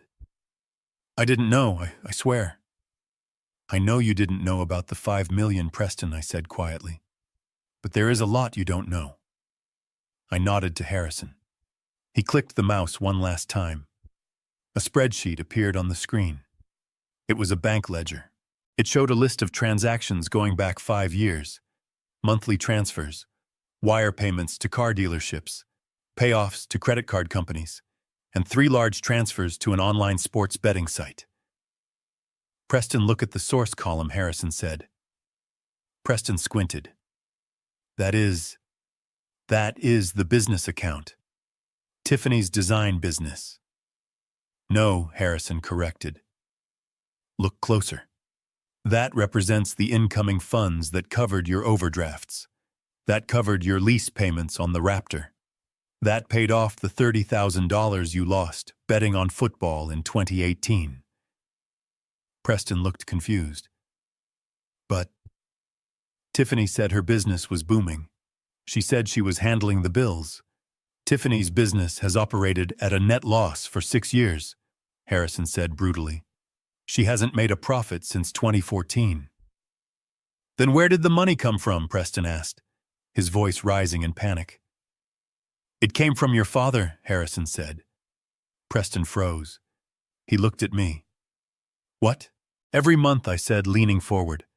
Every time you were short. Every time you needed a bailout. Every time you thought you were a big-shot businessman who just had a cash flow issue. I was there. I transferred the money from my cattle sales. I dipped into my pension. I sold the vintage tractor I restored. I paid your debts, Preston. Preston shook his head. No. No, Tiffany said. She said we were successful. She lied to you, son, I said. She used my money to prop up your ego so you wouldn't ask questions. And when I stopped the transfers 3 days ago, Harrison pointed to the bottom of the spreadsheet. The account flatlined. Harrison finished. Your credit cards were declined. The house of cards collapsed. That is why she was so desperate for the cash advance from Apex. She wasn't just greedy. She was broke. You are both broke. Without your father, you don't have a dime. Preston slumped into his chair. He looked small, defeated. The arrogance was gone, replaced by the crushing weight of reality. He realized he wasn't a partner. He wasn't a businessman. He was a parasite who had been feeding on a host he had tried to kill. Mr. Stone cleared his throat. The sound broke the trance in the room. He stood up slowly, smoothing his jacket. He looked at the screen, then at Tiffany, then at Preston. His expression was one of absolute distaste. I have seen enough, Stone said. His voice was cold, professional. Apex Golf Group does not do business with forgers, embezzlers, or thieves. He turned to his legal team. Cancel the escrow, notify the bank that the wire instructions were fraudulent, and draft a formal complaint to the State Real Estate Board regarding Mrs. Carter's license. He turned to me. He extended a hand. "Mr. Carter," he said, "I owe you an apology. I pride myself on doing due diligence, but your family, they put up a very convincing facade." I took his hand. "It is not your fault, Mr. Stone. Snakes are good at hiding in the grass." Stone nodded. "Regarding the property, as I said, I am willing to offer $20 million. It is a fair price. We can draft a new contract directly with you. No middlemen, no forgery." I looked at him. I looked at the $18 million offer that had started this whole mess. I looked at Preston crying silently in his chair. I released Stone's hand. "Mr. Stone, I appreciate the offer. Truly, $20 million is a lot of money. It could buy a lot of peace," but I continued, my voice hardening. "I am not selling. Not for $20 million. Not for 50. Stone raised an eyebrow. "You intend to keep it?" "It is my wife's legacy," I said. "She loved those roses. She loved that view. She didn't leave it to me so I could turn it into a fairway. She left it to me to protect it." I looked at Preston. "And there is too much cleaning up to do before I can think about selling. I have to get the smell of betrayal out of the curtains." Stone nodded slowly. "I understand. A man who holds on to his land is a man I can respect. Good day, Mr. Carter." He walked out, his team trailing behind him. The door clicked shut. Now it was just us. Me, Harrison, the detectives, and the remnants of my family. The lead detective stepped forward, taking Tiffany by the elbow. "Ms. Carter, it is time to go." Tiffany looked at me one last time. Her eyes were wild, desperate. "Bo, please," she begged. "I can explain. It was the stress. I wasn't thinking straight. Tell them to drop the charges. We are family." I looked at her, and I looked at the woman who tried to put me in a state home to rot. "Family protects each other, Tiffany," I said softly. "You tried to bury me." I nodded to the detective. "Take her away." Tiffany screamed as they dragged her out. She screamed at me. She screamed at Preston. She screamed until the elevator doors closed, cutting off her voice like a switch. The room was quiet again. Preston sat alone at the long mahogany table. He didn't look up. He was staring at his hands, the hands that had signed the papers, the hands that had failed to work, the hands that had taken my money for years without a thank you. I stood up. I buttoned my jacket. I walked over to him. I didn't touch him. I just stood there until he was forced to look at me. His eyes were red. His face was wet. "Dad," he whispered. "I am so sorry. I didn't know about the debts. I didn't know about the $5 million. I was trying to make you proud." I shook my head. "You weren't trying to make me proud, Preston. You were trying to impress a woman who despised you. You traded your father for a sofa. You traded your integrity for a lie." I sighed. "I am going home, Preston. To the ranch. My ranch." I turned to leave. "Dad, wait," he called out, standing up, swaying slightly. "What do I do? Where do I go? The house?" "Tiffany leased the cars." "I don't have anywhere." I stopped at the door. I looked back at him. "You have a choice, son. You can chase after her. You can hire a lawyer you can't afford and try to save a marriage that was never real. Or," I said, "you can find your work boots." "Work boots?" he asked, confused. "Yes," I said, "because if you want to eat next month, if you want a roof over your head, you are going to have to earn it. I am done paying your bills, Preston. The ATM is closed." I opened the door. "Meet me at the barn tomorrow at sunrise. Don't be late." "And Preston," he looked at me, hope and fear warring in his eyes, "don't wear a suit. You are going to be shoveling manure. It is the only way I know to clean the soul."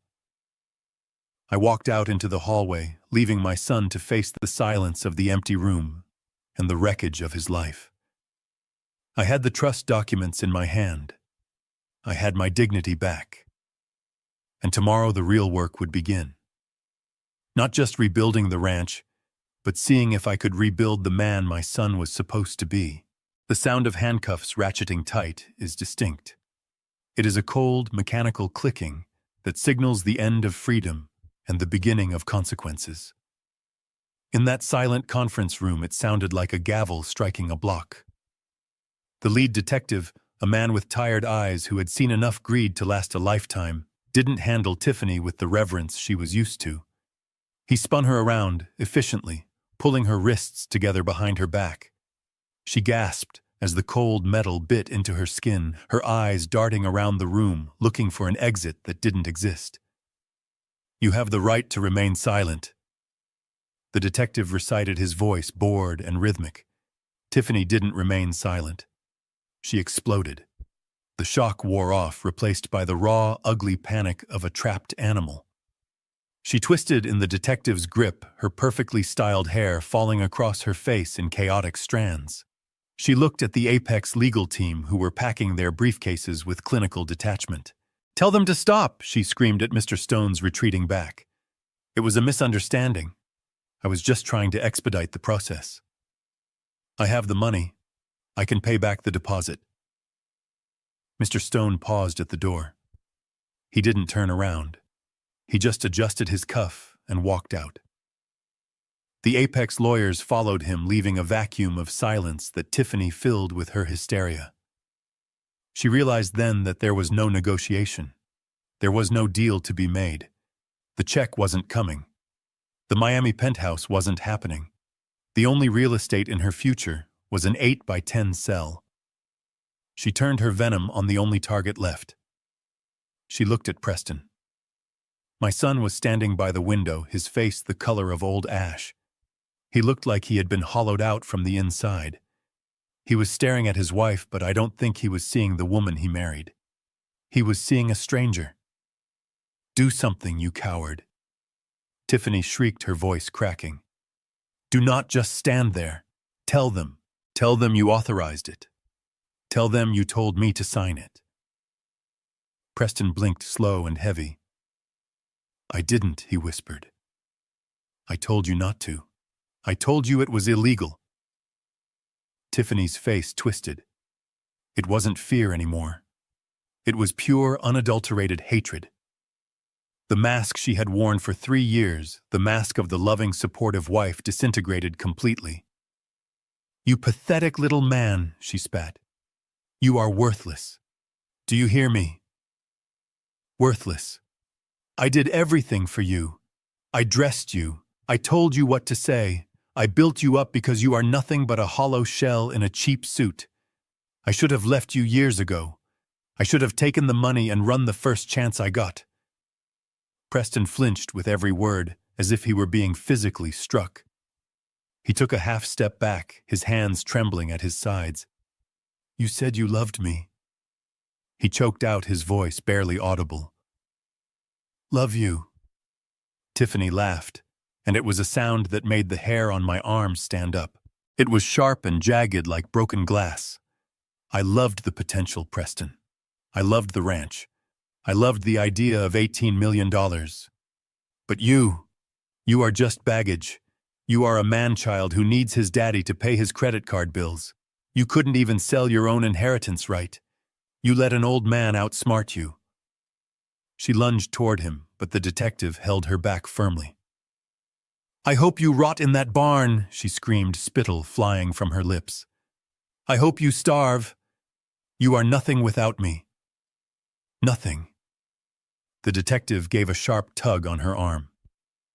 "That is enough, Mrs. Carter. Let's go." They began to drag her toward the door. She fought them, her heels skidding on the polished floor. She looked at me then. For a second, just a second, the hate vanished, replaced by a terrifying clarity. She looked at me not as a father-in-law, but as the executioner. "You did this," she hissed at me. "You ruined my life. I didn't say a word.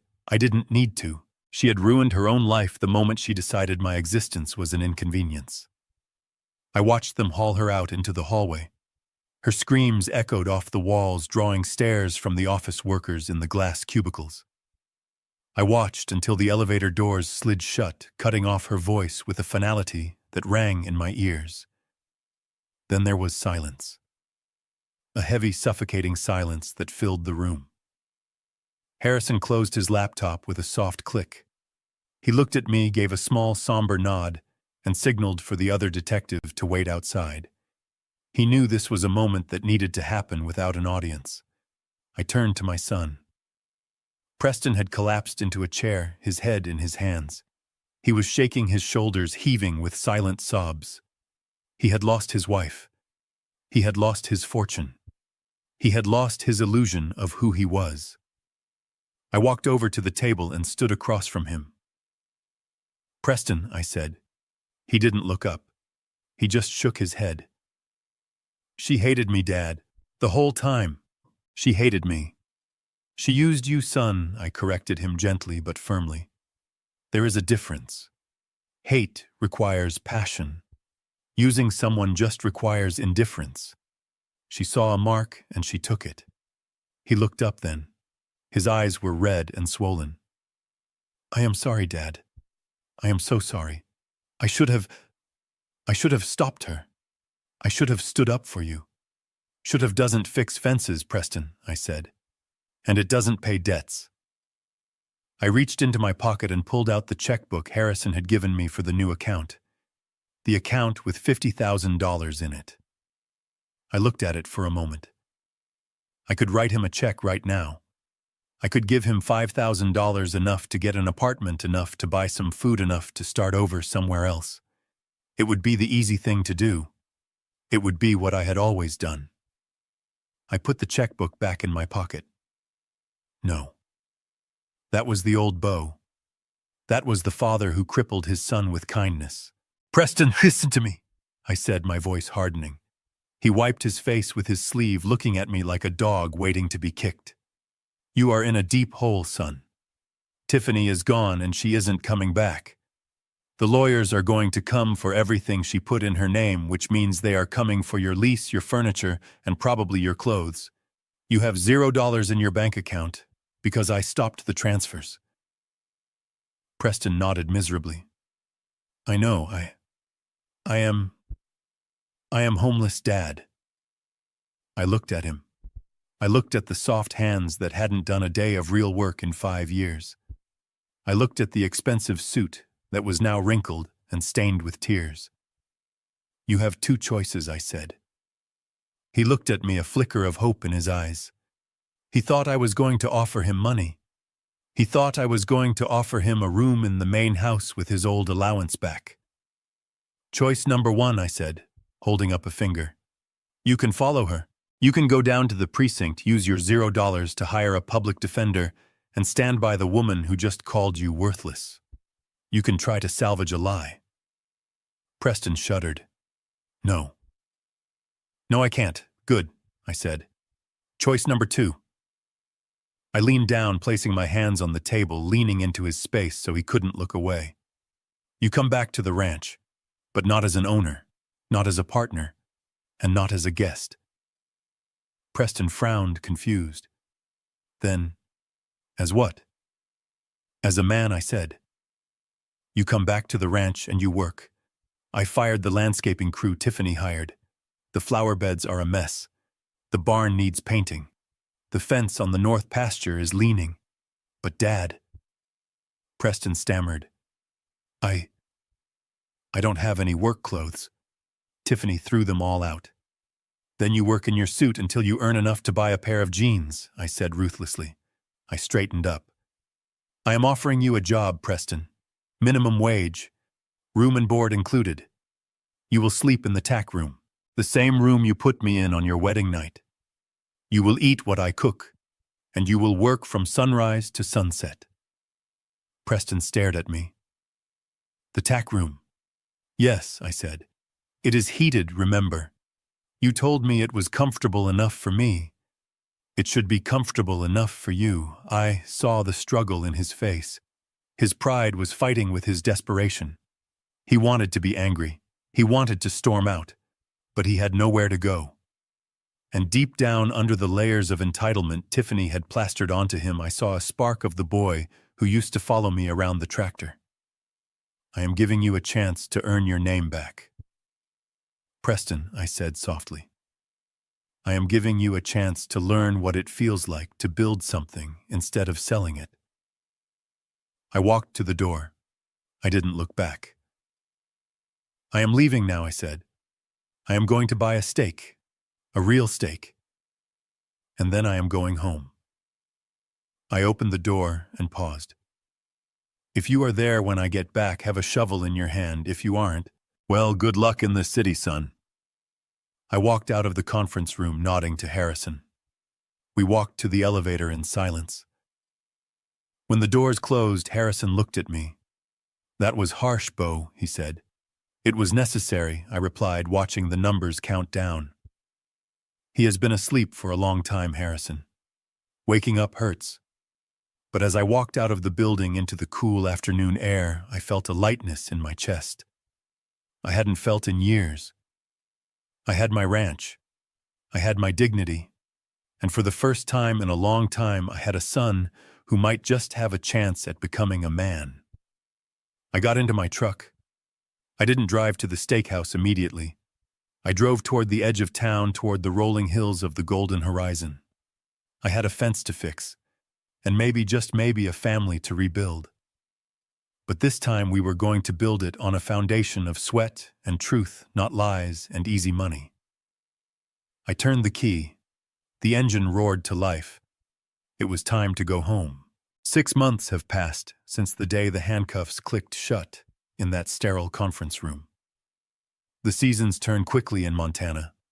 The lush green of summer has given way to the deep, burning gold of autumn. The air is crisp, now smelling of wood smoke and turning leaves. The Golden Horizon Ranch lives up to its name this time of year, glowing under the afternoon sun, as if the land itself is on fire. I stood on the porch of the main house watching a figure working down by the south paddock. It wasn't a hired hand. It wasn't a landscaper from the city. It was Preston. He wasn't wearing an Italian suit. He was wearing a pair of Carhartt overalls that were stained with mud and grease.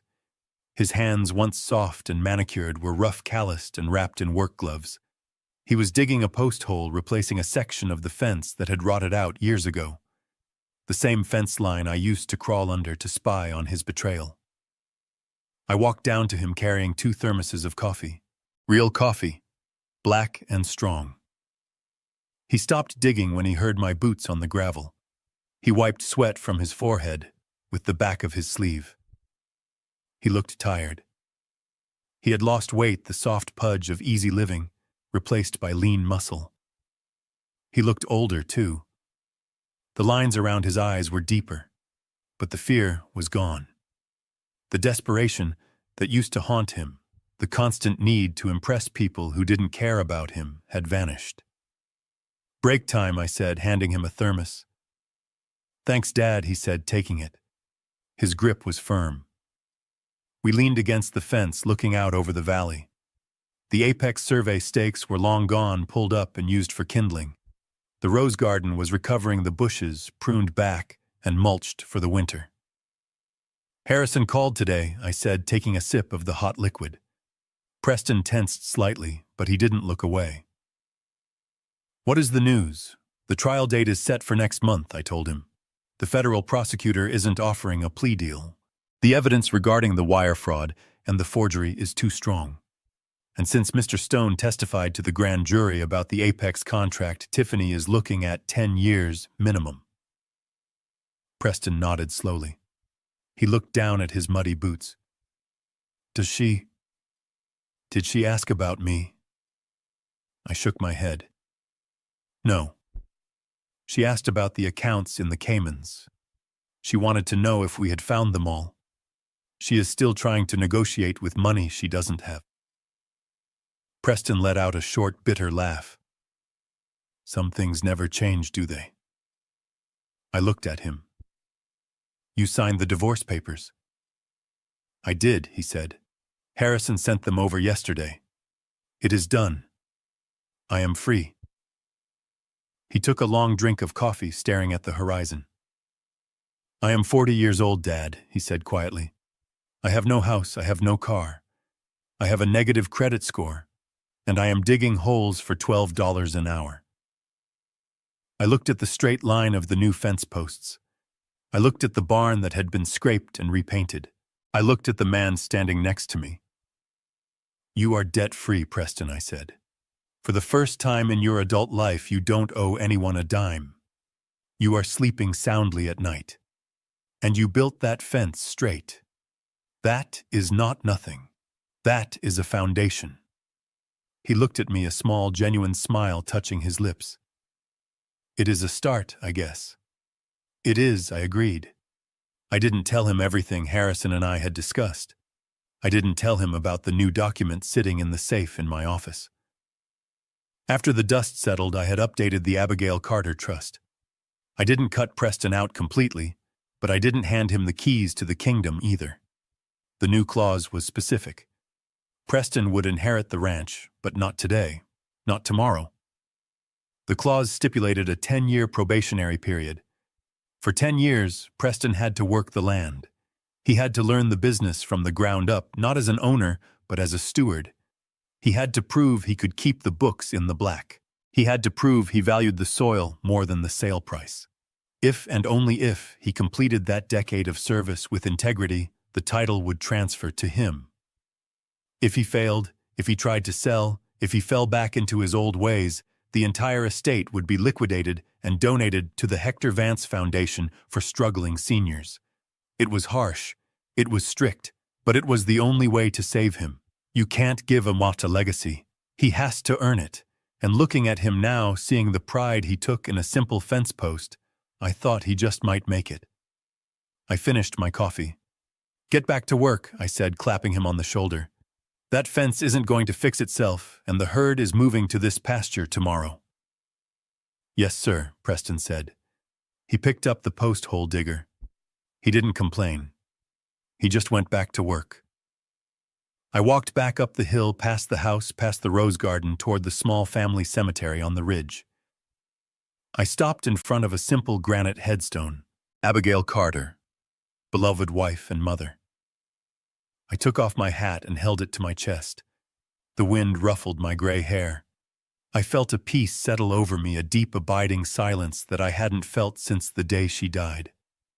I stood there for a long time, watching the sun dip lower, casting long shadows across the grass. I kept the promise, Abby, I whispered to the wind. The roses are safe. The house is safe. I looked down toward the paddock where Preston was still working, a small figure against the vastness of the landscape. And the boy. The boy is going to be okay, I said. It was touch and go for a while. We almost lost him. But I think he is finding his way back. I smiled, a sad, weary smile. You were right, Abigail. You were right to hide the trust. You were right to force my hand. Sometimes you have to let them fall. You have to let them hit the dirt and bleed a little, because if you keep catching them, they never learn how to stand up. I put my hat back on, adjusting the brim against the setting sun. The ranch is safe, my love, I said. And as long as there is breath in my body, it will stay that way. I turned and walked back down the hill toward the house. The lights were coming on in the kitchen. I had a steak to cook. And for the first time in a long time, I had a son coming home for dinner who was hungry for the food, not the money. It wasn't the ending I had expected 6 months ago. It was better. It was real. And in a world full of Tiffany's and Apex golf groups, reality is the most valuable thing a man can own. At 70, I realized that blind love can be more dangerous than neglect. For years, I thought silently paying my son's debts was helping him. But I was only robbing him of his manhood and making him easy prey for predators like Tiffany. The most valuable legacy I saved wasn't the $18 million ranch, but the lesson of self-respect and honest labor. I learned that you cannot give a man a spine. He must grow it himself. Sometimes to save a man, you have to let him fall hard into the mud, where only sweat and truth can pull him back up. What do you think about my ultimatum for Preston? Was making him shovel manure too harsh, or was it exactly the wake-up call he needed to finally become a man? Let me know your thoughts in the comments. Don't forget to hit like and subscribe for more gritty real-life stories from the ranch.